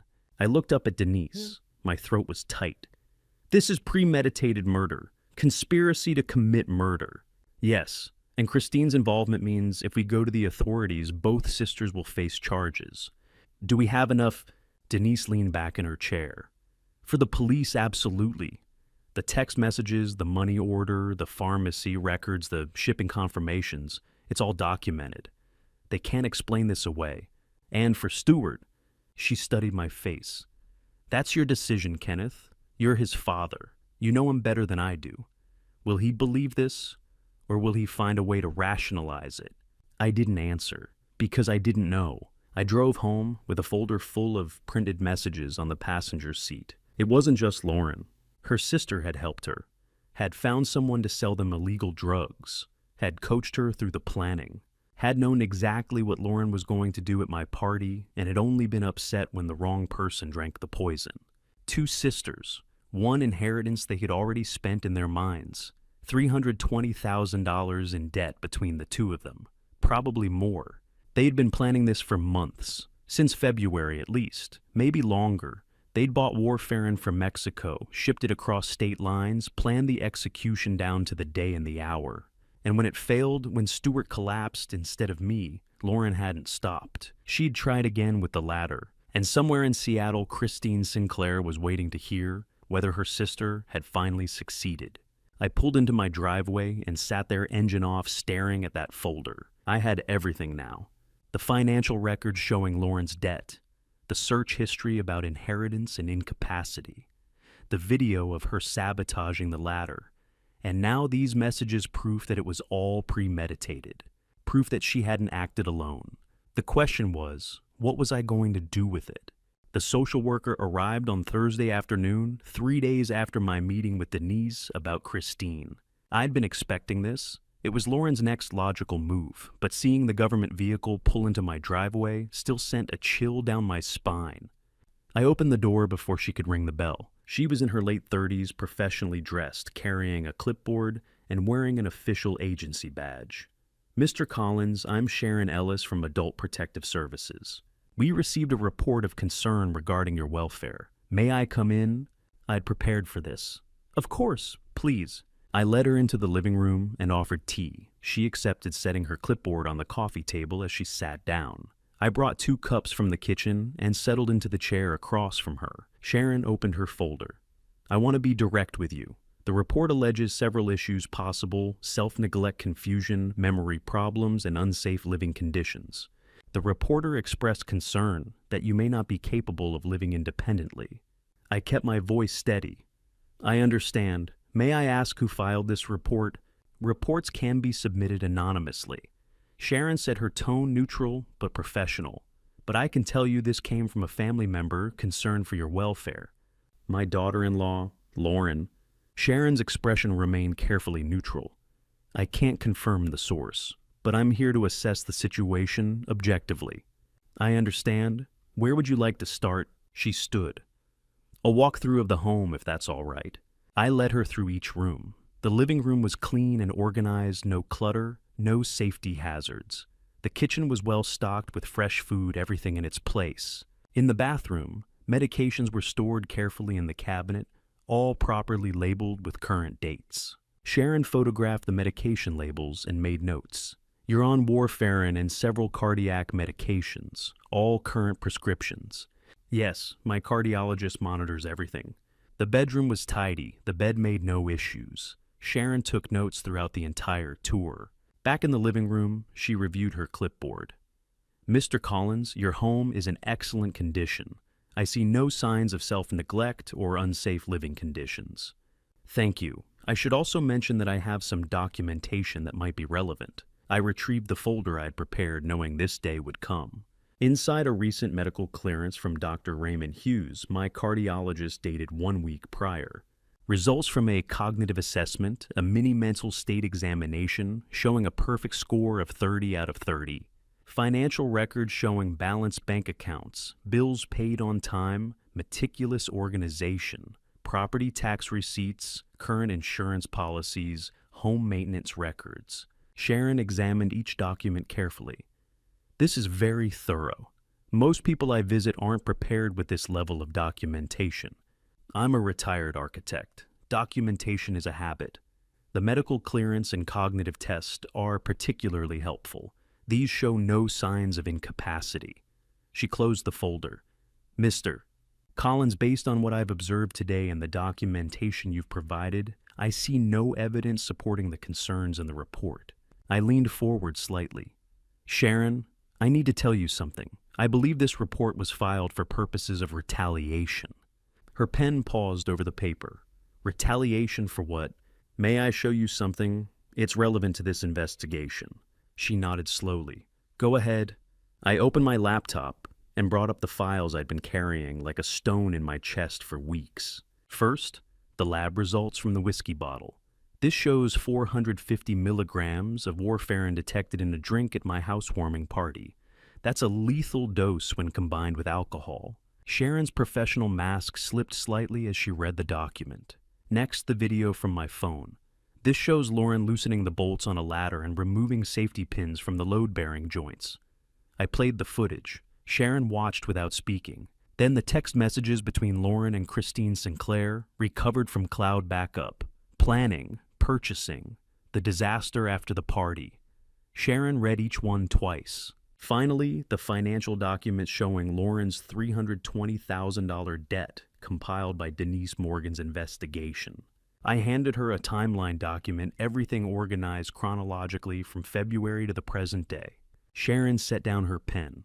Mr. Collins, are you saying your daughter-in-law tried to poison you? I'm saying the evidence suggests it. And when that didn't work, she tried to sabotage a ladder.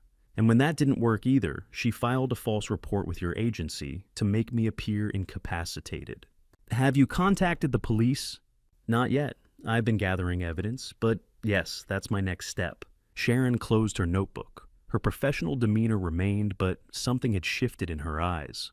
Mr. Collins, you are one of the most competent individuals I've assessed in 10 years with APS. Your home is safe, your mental status is sound, and your affairs are in impeccable order. This case will be closed as unfounded. Thank you. She stood gathering her materials. However, I'm required by law to report suspected elder abuse to our investigative unit and to law enforcement. What you've shown me constitutes financial exploitation, attempted harm, and filing a false report. These are criminal matters. My chest tightened. I understand. I'll be forwarding my assessment and your evidence to Detective Eric Jensen with the Portland Police Bureau. Expect a call from him within 24 hours. I'll be ready. After Sharon Ellis left, I stood at the window, watching her car pull away, her official report clearing my name, already being filed electronically. Lauren's attempt to use the system against me had backfired. Instead of making me look incapacitated, she'd triggered a formal investigation targeting herself. And within 24 hours, the police would be involved. Everything I'd gathered, every piece of evidence, every carefully documented detail, was about to become part of a criminal case. The house I'd bought as a refuge had become the center of an investigation. But for the first time in weeks, I felt something close to relief. I wasn't alone anymore. The system was finally listening. The phone rang at 8:47 the next morning. I remember the exact minute because I had been awake since 5, sitting at the kitchen table with a mug of coffee that had long gone cold, my phone resting beside it like a ticking device. Sleep hadn't come at all. Every time I closed my eyes, my mind replayed the same loop documents spread across Denise Morgan's desk, messages I couldn't unread, and the quiet certainty that whatever came next would change my family forever. Mr. Collins, the voice said when I answered steady and professional. This is Detective Eric Jensen with the Portland Police Bureau. Adult Protective Services forwarded your case to me. I need you to come down to the station this morning. Can you be here before 10? Yes, I said without hesitation. I'll be there at 9:50. The call ended, and I stayed seated for a moment, staring at the wall across from me. I'd known this call was coming. Still hearing it made everything real in a way preparation never quite manages. I arrived at the precinct 10 minutes early. The building was exactly what you'd expect. Gray concrete, sharp edges, fluorescent lights that seemed designed to flatten emotion. A uniformed officer at the front desk checked my ID and directed me upstairs to the detective division. The elevator hummed as it climbed, and I found myself oddly focused on the digital numbers lighting up one by one, as if watching them might keep my thoughts from racing ahead. Detective Eric Jensen was waiting in the hallway when the doors opened. He was in his mid-40s, tall, with the calm posture of someone who had seen enough chaos to stop reacting to it.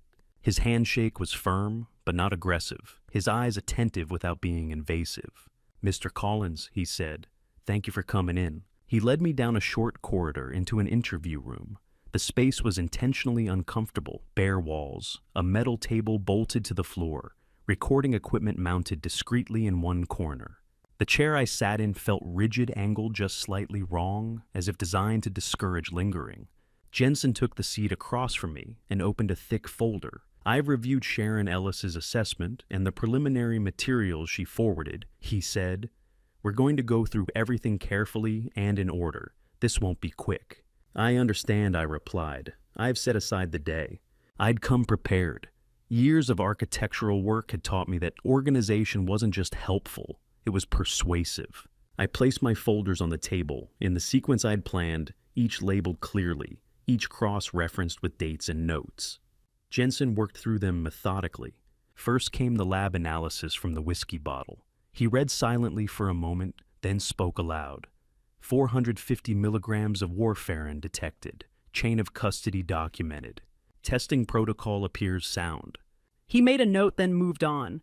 Next were Stewart's medical records from Providence Portland Medical Center. Admission time, symptoms, diagnosis, treatment notes, the administration of vitamin K, blood transfusions, monitoring logs.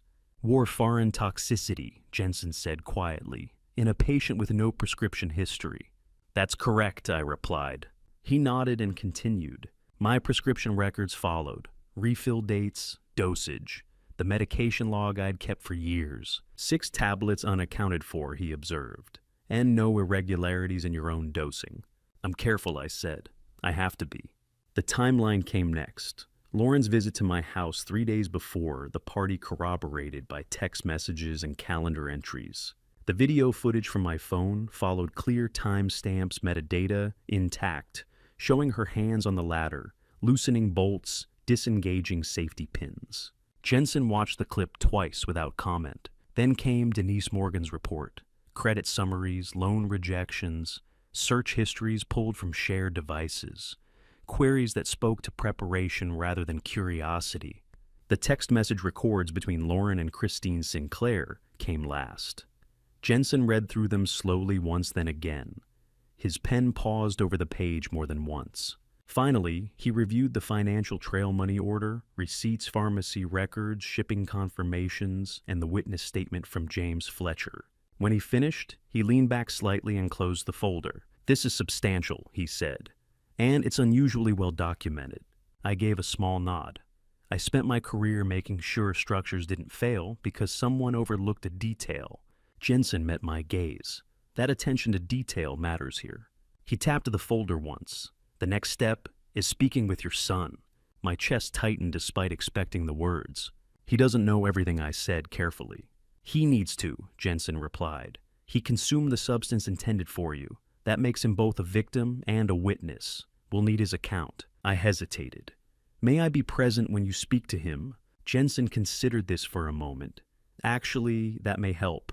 Let me call him." He pulled out his phone and placed it on the table between us, activating the speaker. "Stuart Collins," he said, when the call connected. "Yes." My son's voice sounded cautious, already bracing. "This is Detective Eric Jensen with the Portland Police Bureau. I need you to come to the station regarding an investigation connected to the incident at your father's home. You're not in trouble. Can you come in now?" There was a pause long enough that I could imagine the expression on Stuart's face. Yes, he said finally. "I can be there in about 45 minutes. "Ask for me at the front desk," Jensen said. "Thank you." When the call ended, Jensen looked at me. "This will be difficult." "I know," I said. We waited. Time stretched in that room. Jensen reviewed notes. I sipped coffee from a styrofoam cup that tasted faintly of cardboard. The wall clock ticked loudly, each second oddly pronounced. 43 minutes later, there was a knock at the door. A uniformed officer opened it, and Stewart stepped inside. He looked thinner than I remembered his shoulders, slightly hunched, the fatigue of the past weeks written plainly on his face.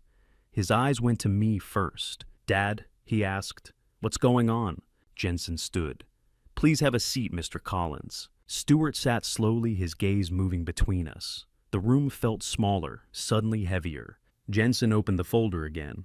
He didn't rush. He laid everything out, piece by piece, explaining each element, clearly, carefully, like assembling a structure from the ground up.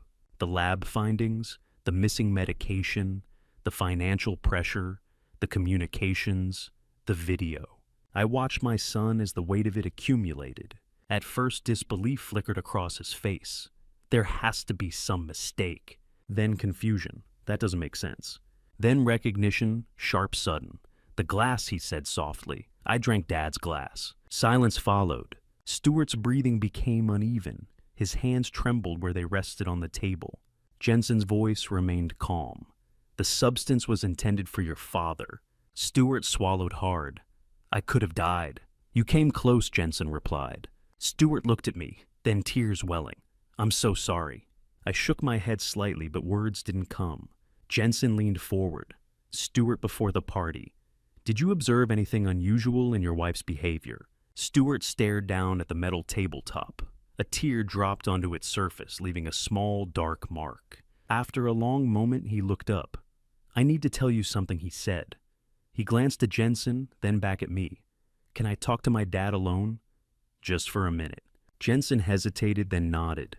5 minutes. I'll be just outside." He gathered the folders and left, closing the door behind him. The room fell silent. Stewart sat across from me, his face pale eyes, red shoulders shaking as he tried to steady himself. "Dad," he said quietly, "I need you to understand something." I waited. "I've known something wasn't right for about 3 months, he continued. "I didn't know what it was at first. Just a feeling. Patterns that didn't add up." My heart pounded, but I stayed silent. "I hired someone," he said, "a private investigator, Claire." The pieces shifted in my mind, rearranging themselves into a shape I hadn't seen before. "I've been trying to figure out what was happening since March," Stewart said, quietly, carefully. I stared at my son across that metal table, the weight of his words settling in. In that moment, everything changed. He hadn't been unaware. He hadn't been blind. He had been watching, gathering information, protecting in his own way, just as I had.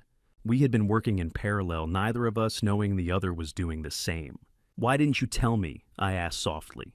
Stewart took a shaky breath. "I didn't want to be wrong," he said, "and I didn't want to put that kind of fear in your head unless I was sure." He paused, pressing his palms flat against the table, as if grounding himself. "And once I started looking, I couldn't stop. I needed to understand what I was seeing before I spoke." His voice cracked and he looked away. "I didn't know how to tell you," he said. "I still don't." I felt a tightness in my chest that had nothing to do with fear and everything to do with recognition. My son had been carrying this alone. The door remained closed. The clock ticked. And in that small, sterile room, father and son sat facing each other, both realizing at the same time that neither of us had been protecting ourselves. We had been protecting each other. Stewart inhaled, steadying himself, and began to explain. Stewart drew in a breath that trembled as it entered his chest, as if his body were unsure whether it was safe to let the truth out at all. When he finally spoke, his voice was unsteady, fractured not by fear, but by the weight of carrying something alone for far too long. "What I'm about to tell you," he said, staring at the metal table between us, "is everything I've been holding back." I said nothing. I didn't nod. I didn't interrupt. I could feel instinctively that this was one of those moments where even the smallest reaction could derail a confession that had been carefully restrained for months. 3 months ago, Stewart began, I found credit card statements in Lauren's car. He glanced up at me quickly, then back down again. I wasn't snooping. I swear. Her purse tipped over when I opened the passenger door. Papers slid out onto the seat. I was just helping her gather them up. He swallowed hard. I saw the balances before I even realized what I was looking at. $89,000 on one card, $45,000 on another. There were more, but those were the ones burned into my head. He let out a breath that sounded like it hurt. At first I thought it had to be some mistake. Maybe business expenses, maybe something temporary. But the numbers didn't match the income she'd been reporting, not even close. I remained silent, my hands folded in front of me, forcing myself not to react. This wasn't my moment. That night he continued. I asked her about it. Not accusing, not angry. I just asked if we needed to talk about finances, if she was under pressure. Stuart's lips pressed together, then curved into something like a bitter smile. She laughed it off, said it was temporary, said she had a few deals about to close and everything would settle. He shook his head slowly, but something felt off. I've taught teenagers long enough to recognize when someone is deflecting instead of answering. He paused, his breathing shallow now, as if the air in the room had thickened. A week later, I overheard a phone call. That was when his voice changed. I thought I'd left for work, he said. I even backed the car out of the driveway, but I realized I'd forgotten my lunch, so I came back inside through the garage. Stuart's fingers curled slightly against the tabletop. She was in there, on the phone. She didn't hear me come in. He stopped, closed his eyes for a moment. I heard her say, "He's in the way. Once he's gone, everything goes to Stuart. Then it's ours." My chest tightened, but I didn't speak. At first I thought she meant divorcing me, taking half. I told myself that's what she had to mean. I didn't want to think beyond that. His voice dropped lower. Then she said, "He won't be around much longer anyway. Just needs a little push." The words seemed to echo in the room, even though he'd spoken them quietly. Stuart opened his eyes and looked at me then. That's when I realized she wasn't talking about me.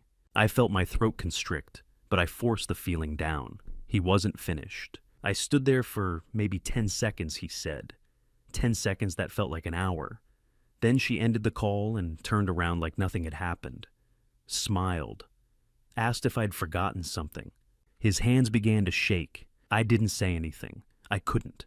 My brain kept telling me I had misheard her, that there had to be another interpretation. I mean, how do you accuse your wife of thinking about killing your father? He let out a quiet, broken laugh. You don't, not without proof. He glanced down at his hands, flexing them, as if testing whether they were still real. So, I didn't confront her, he said. I didn't warn you. I didn't even let myself believe it completely. He looked back up at me, eyes red. Instead, I hired someone. I nodded slightly, encouraging him to continue. I found Claire online, he explained. I spent nights researching, background checks, reviews, credentials. I needed someone who handled family cases discreetly, someone who wouldn't panic or rush. He exhaled. I paid her $5,000 from an account Lauren didn't know about, my old teacher's credit union account, the one I'd kept separate since before we were married. He hesitated, then added, I didn't want her to have any way of tracking it. I absorbed that quietly, the careful planning, the secrecy. My son hadn't acted impulsively, he'd acted methodically. Claire spent 2 months digging, Stuart continued. She uncovered all of it, not just the cards I saw, everything, over $320,000 in debt. My jaw tightened, but I said nothing. She also pulled search histories from our home computer, he said. Things Lauren must have forgotten to clear. Stuart's voice faltered again. Searches about inheritance laws, proving incapacity, and about warfarin. He swallowed. Warfarin overdose symptoms, time to effect, detection windows. The silence stretched. I still hoped there was another explanation, he admitted. I told myself she might be researching for work, or curiosity, or something I couldn't see. He shook his head. I didn't want to believe the alternative. He looked at me again, his eyes pleading without asking anything. Then 1 week before the party, he said Claire called me at school. His voice grew steadier now, as if repeating the memory had hardened it over time. She told me Lauren had purchased warfarin illegally through her sister in Seattle. She had transaction records, shipping confirmations, everything. My breath caught, but I stayed silent. Claire said she believed Lauren was planning something for your housewarming party. Stuart's fingers dug into the edge of the table. I didn't know what to do. I ran through every option. Confront her. She'd deny it. Warn you, she'd know she was exposed and change tactics. Cancel the party. She'd find another opportunity. He closed his eyes briefly. Claire told me something I'll never forget. Stuart's voice dropped. If you move too early, she said, you'll never be able to prove intent. She'll frame it as misunderstanding, accident, confusion. You need undeniable evidence. He opened his eyes again. She said the only way was to let Lauren act and catch her doing it. I felt the realization settling deeper now, heavy and cold. So, Claire came to the party, Stuart said, pretending to be Lauren's friend, a harmless guest. And I stayed close, he continued. I watched everything. I spoke for the first time. You saw her prepare the drink. Stuart nodded, tears spilling freely now. Claire texted me. Watch your father's old-fashioned. She just added something to the shaker.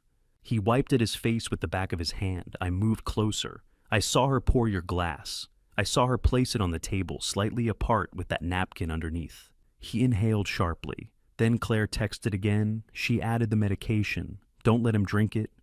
The room felt unbearably small. I had seconds, Stuart said. 2, maybe 3. If I knocked it over, she'd try again later. If I warned you, she'd deny everything, and we'd lose the trail. And warfarin, it doesn't stay detectable forever. He looked straight at me now. So, I made a choice. I stared at him. You drank it. Yes, he said softly, on purpose. My chest tightened painfully. I picked up your glass while talking to your colleague, he continued. Made it look like a simple mistake, a mix-up. His voice shook. Claire had already explained what would happen, the symptoms, the timeline. She told me I'd need medical attention fast. You could have died, I said, my voice barely above a whisper. So, could you? Stuart replied without hesitation. And you've already given most of your life to me. Tears streamed down his face, now unrestrained. You probably have 15 or 20 good years left. I have 40. The math wasn't hard. The words hit me like a physical blow. And once the poison was in my system, he went on, the hospital would document it. Blood tests, treatment, a paper trail. He drew in a shaky breath. I don't take warfarin. You do. And Lauren was the only person who knew both those things. He looked at me, eyes blazing through tears. I turned myself into evidence, Dad. Evidence she couldn't explain away. My throat closed completely. You sacrificed yourself, I said hoarsely, to protect me and to trap her. Stuart shook his head slightly. You worked 3 jobs after Mom died. You went without so I could have everything. This was nothing compared to that. Silence filled the room. The hum of the fluorescent lights overhead seemed louder now. The metal table between us felt like a barrier and a bridge all at once. I'm sorry I didn't tell you, Stuart said after a long pause. Claire warned me that if you knew, you might react differently, might tip Lauren off without realizing it. He wiped his face again. And I needed to be sure. I needed proof that the woman I married, the mother of my daughter, was actually capable of something this dark. His voice broke completely. Now I know, and I wish I didn't. I reached across the table and took his hands in mine. They were cold, shaking. You are exactly the man I hoped you'd become, I said, my own voice cracking. But don't ever do something like that again. Stuart let out a laugh through his tears. Fragile, human, I promise. A soft knock sounded at the door. Detective Jensen's voice came through gently, giving us one more minute before the process resumed. One more moment to sit as father and son, not investigator and witness, not victim and protector, but 2 people realizing they had been fighting the same battle from opposite sides. For the first time since all of this began, I understood something clearly. We hadn't failed each other. We had been trying desperately, imperfectly to keep each other alive. 6 months later, I stood on the front porch of the house I had nearly lost, watching autumn settle gently over the yard.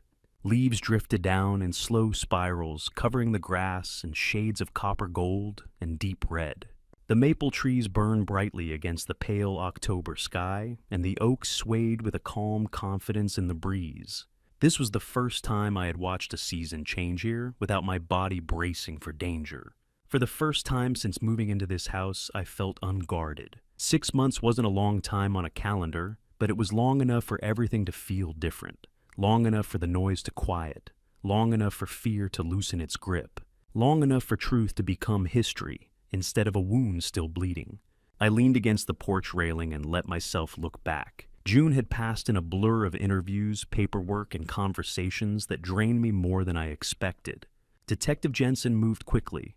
There was no need for delays when every piece of evidence had already been cataloged, labeled, and verified.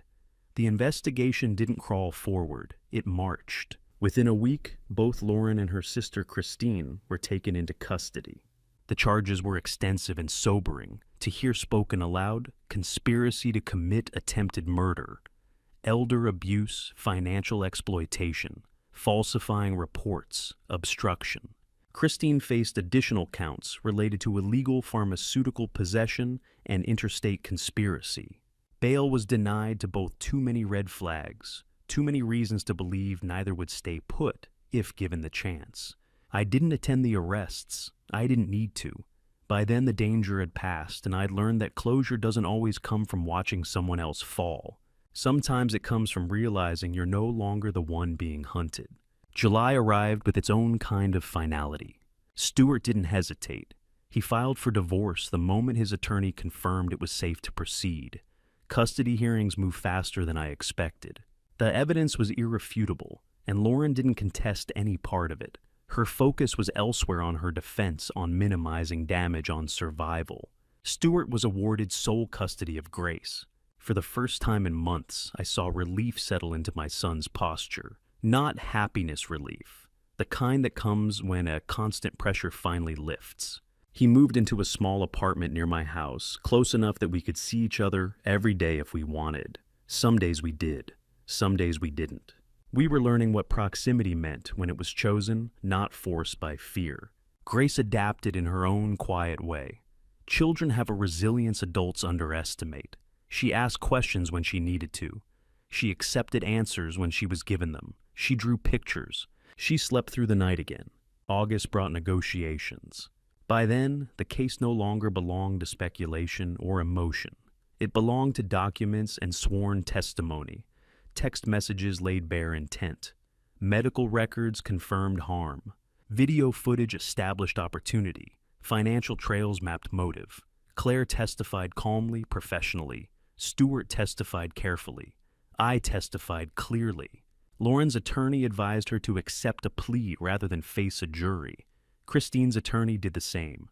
There was no narrative that could undo what had already been proven. September marked the end of the legal chapter. Sentencing took place on a gray morning that felt heavier than it should have. I sat in the courtroom beside Stewart, not holding his hand, but close enough that our shoulders touched. That felt right. We didn't need physical reassurance anymore. Presence was enough. Lauren was sentenced to 8 years in state prison, followed by 10 years of supervised release. A permanent restraining order barred her from contacting me or Grace. Restitution was ordered to cover legal expenses and medical costs numbers that felt abstract compared to the damage she had tried to inflict. Christine received 4 years for her role, additional probation, and restrictions that would follow her long after release. The sisters were sent to different facilities. That detail felt symbolic, though I couldn't say why. When the judge finished reading the sentence, I didn't feel triumph. I felt tired, and strangely, I felt free. October arrived quietly. Now, 6 months later, I stood on my porch watching Grace sit at the outdoor table with a box of colored pencils spread around her. She was drawing something with intense concentration, tongue tucked slightly between her teeth. Stewart's car pulled into the driveway, groceries in hand. Our weekend routine had settled into something dependable, something gentle. Our relationship had changed in ways neither of us had predicted. We talked openly now, about the investigation, about the choices we'd made, about the silence that had once separated us. We were both trying to protect each other, Stewart said one evening, sitting beside me as the sun dipped below the trees. And we both did, I replied, just not the way either of us imagined. Grace jumped up from her chair and ran toward me waving a piece of paper. Grandpa, look. I took the drawing carefully. It showed a tree with thick roots at the bottom, a sturdy trunk, and branches reaching upward. Leaves filled the page bright and confident. Beneath it, she'd written words in careful block letters. Strong roots, safe branches. My vision blurred. It's beautiful, I told her, and meant it more than she could possibly understand. Mrs. Henderson says family is about people who keep you safe, Grace said matter-of-factly. You and Daddy do that. Stuart heard her from the porch and smiled something sad and proud, crossing his face at the same time. After Grace went inside for a snack, Stuart and I sat on the steps, the evening air cool against our skin. You know what I think about sometimes, he asked. What's that, Mom, he said. What she'd say about all of this. I considered it for a moment.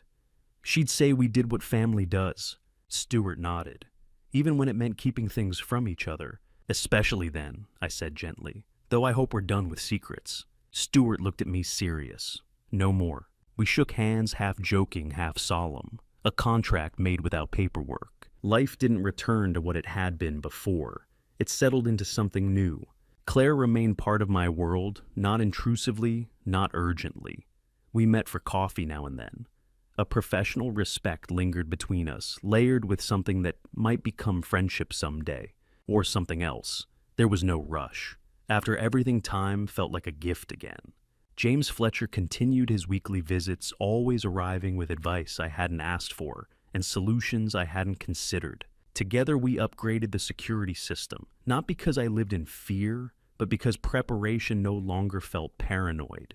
It felt wise. Diane Montgomery helped ensure every legal loose end was tied off, deeds secured, trusts clarified, documentation sealed and stored. She didn't speak in reassurance. She spoke in certainty. Dr. Melissa Stone followed up with Stuart, confirming what we'd already hoped, that there were no lasting physical effects from the poisoning. His body had healed. The rest would take longer. The house itself changed too. It no longer felt like a fortress. The locks were secure, but they didn't dominate my thoughts. The living room where the party had unfolded was rearranged, new furniture, lighter colors. The kitchen medicine cabinet was reorganized, labeled simplified. The office that once held stacks of evidence was cleared, files archived and stored away like artifacts from another life. I walked through each room one evening after Stuart and Grace had gone home. I paused in places where memories clung stubbornly to the walls. Not painful ones anymore, just reminders. I stood at the window, overlooking the backyard oak tree, its branches dark against the moonlit sky. I thought about legacy. What I was leaving Grace wasn't just property. It wasn't even security in the financial sense. It was knowledge, awareness, the understanding that instincts matter, that preparation matters. That love isn't passive, it's active, deliberate, sometimes difficult. This house had started as a retirement plan. It had become a battlefield. Now, finally, it was what it was always meant to be, a home. A place where laughter could return without fear, where doors could be locked at night without anxiety, where morning coffee tasted like coffee, not vigilance. I turned off the porch light and locked the door behind me, the same door I'd unlocked months earlier, for a celebration that nearly became a tragedy. Back then, I'd believed loneliness was my greatest threat. I'd learned since that danger often comes disguised as affection, familiarity, even love. It comes quietly. It waits. But I'd also learned something else. Family isn't defined by blood or marriage certificates. It's defined by action, by who steps forward when things turn dark, by who chooses to protect instead of exploit. Stuart had poisoned himself to save me. I had gathered evidence to save him, and together, without realizing it, we'd built something stronger than fear. This house, this craftsman home I'd worked decades to afford, was mine in the only way that truly mattered now. It was mine because it was safe, because it held truth, because the people inside it chose each other every day. Tomorrow I would wake in my own bed, make coffee in my own kitchen, spend the day however I pleased. That freedom, quiet, ordinary, precious, was what I'd fought for. And as moonlight filled the living room, illuminating the walls I'd chosen and the floors I'd walked 1,000 times, I understood something at last. A house becomes a home not when you buy it, but when you're willing to defend it. This is my home, and no one will ever take it from me again. When everything finally settled, when the courtrooms emptied and the noise faded, I was left alone with the part of the story no one else could see, myself.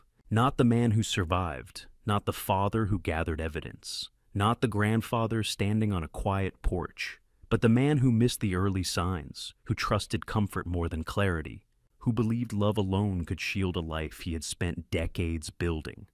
If there is one thing I can say with honesty now, it is this: don't be like me.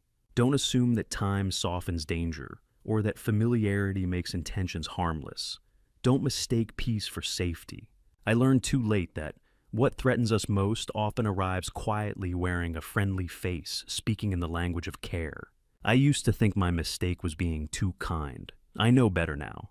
My mistake was being unwilling to confront discomfort when it first appeared. I told myself that patience was wisdom, that waiting was maturity, that asking questions would somehow fracture the family balance I worked so hard to maintain. In doing so, I created space for manipulation to grow. The truth is uncomfortable. I didn't want to see what was forming, because acknowledging it would have required action, and action would have disrupted the calm I mistook for harmony. That avoidance almost cost me everything. People often imagine betrayal as loud, dramatic, impossible to miss. But family betrayal doesn't announce itself. It studies you. It learns your routines. It watches what you value and waits until you stop guarding it. It feeds on your desire to believe the best about those closest to you. That is why I speak plainly now. If something feels wrong, it deserves your attention.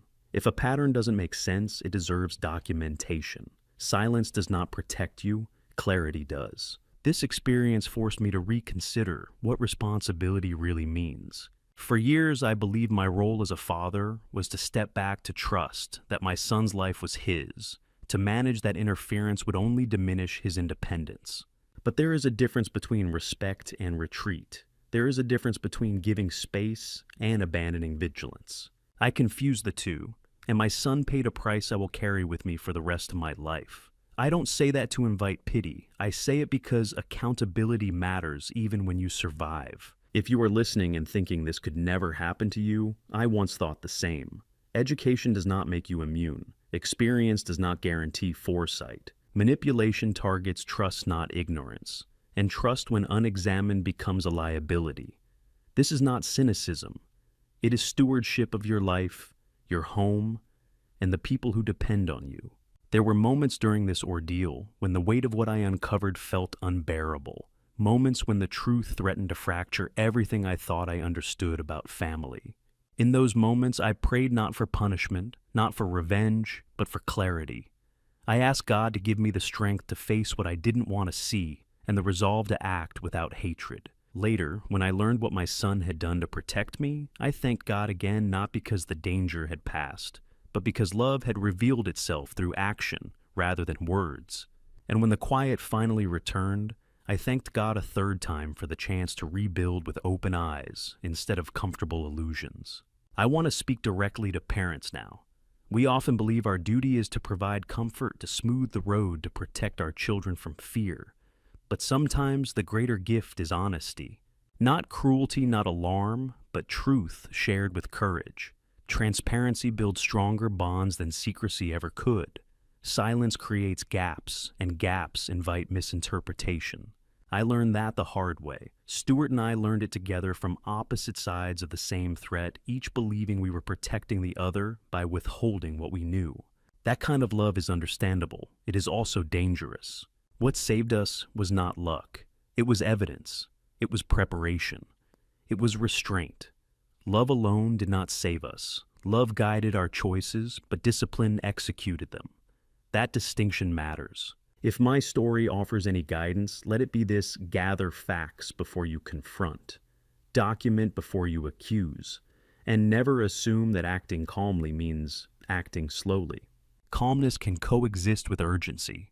As I reflect now, I understand that forgiveness does not require forgetting. You can release anger without surrendering awareness. You can move forward without pretending the past didn't happen.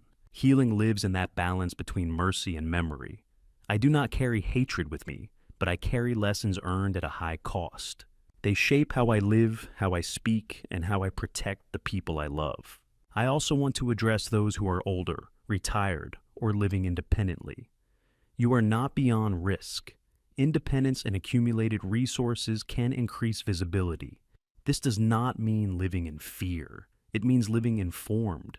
Know your finances, update your documents, understand who has access to your life and why. And never feel embarrassed for verifying something that affects your safety. Wisdom is not paranoia, it is preparation. When I watch my granddaughter now, when I hear her laughter echo through rooms that once held tension, I don't think about what was nearly taken from us. I think about what remained. We remained. And that matters more than any asset or title. I think about legacy not as property passed down, but as values demonstrated, awareness, courage, accountability. These are the things I hope she carries forward. This family story is not about revenge. It is about responsibility. It is about the cost of ignoring quiet warnings and the power of choosing clarity over comfort. It is about learning that safety is not passive. It is built, defended, and sometimes fought for with patience and resolve. I have come to believe that homes are not protected by locks alone. They are protected by truth, by boundaries, and by the willingness to act when something feels wrong. That belief guides me now. It informs how I wake each morning, how I lock my door at night, how I speak with my son, and how I prepare my granddaughter for a world that is not always kind, but can be navigated with wisdom. If this family betrayal resonates with you, if parts of it feel uncomfortably familiar, I urge you to pause and reflect. Ask yourself what you might be overlooking. Ask yourself whether peace has replaced clarity in your own life. And ask yourself what steps you could take today, not tomorrow, to protect what matters most. Before we part, I invite you to share your thoughts. What moment stayed with you the longest? What choice would you have made differently in my place? Your perspective matters, and your voice may help someone else see more clearly. If you found value here, consider sharing this story with someone who might need it. And if you wish to continue exploring stories about resilience, boundaries, and the hidden costs of family betrayal, subscribing to the channel is a simple way to stay connected. As I share this reflection, I know this is not just my experience anymore. It has become a family story about awareness, responsibility, and the quiet choices that define who we protect when everything is on the line. If my journey helps even one person pause, look closer, and act sooner, then telling it has meaning beyond my own life. Thank you sincerely for staying with me until the end. And a gentle reminder before you go, this family story includes dramatized elements carefully constructed to encourage reflection and learning. Some details are adapted for storytelling purposes. If this kind of content isn't right for you, please feel free to step away and choose something that better fits your needs. Thank you for listening.